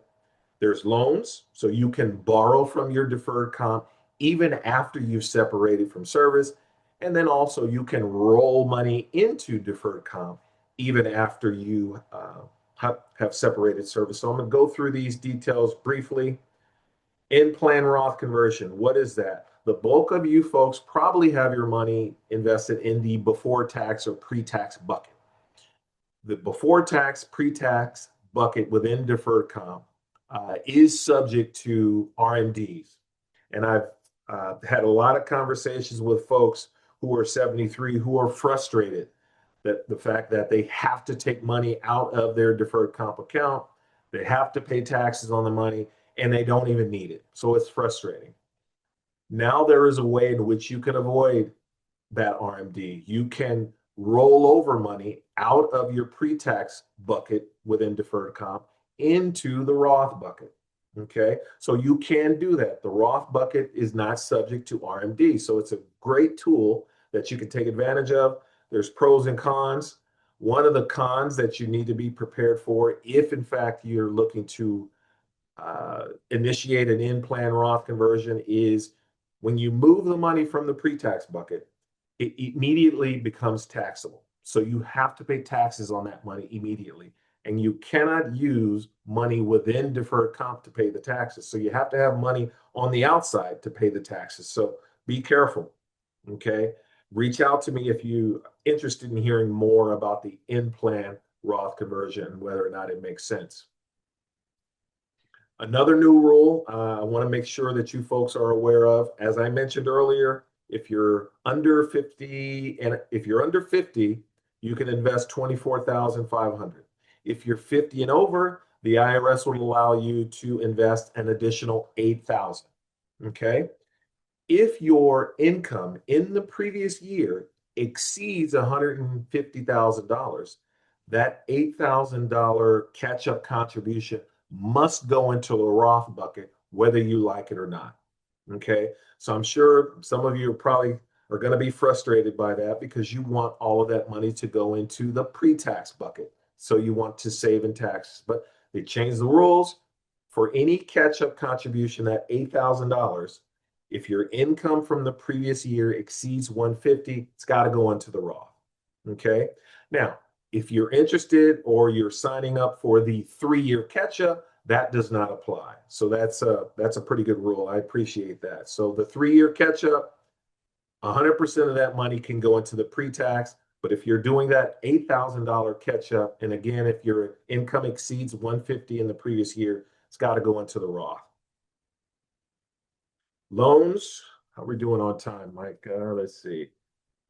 We're doing okay. I got a couple of minutes. Separated. If you separated service, no longer working for the county, you can now borrow from your deferred comp. So you can borrow 50,000 or 50%, whichever is less. You pay yourself back with interest. So it's a tool. It's a feature that many retirees were interested in because obviously here you can borrow from your account as a county employee, but in the past, once you've separated service, you were not able to borrow from your account. So if you're a retiree, you can now borrow 50% or $50,000, whichever is less. So wanted to make sure that feature was put forth in front of you guys so you're aware of it. You can also roll money into the plan after you've separated service. So say you had a 403B when you worked as a teacher in a nonprofit organization. Maybe you forgot about it.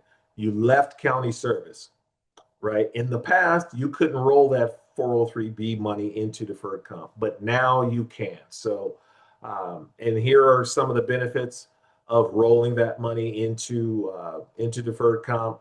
Remains tax deferred. You'll avoid any taxes and penalties. Convenient. You're consolidating all of your assets, and you potentially could lower your cost amongst the two plans. So just wanted to make sure that you guys were aware that rollovers into the plan are available. So we're now at the stretch run.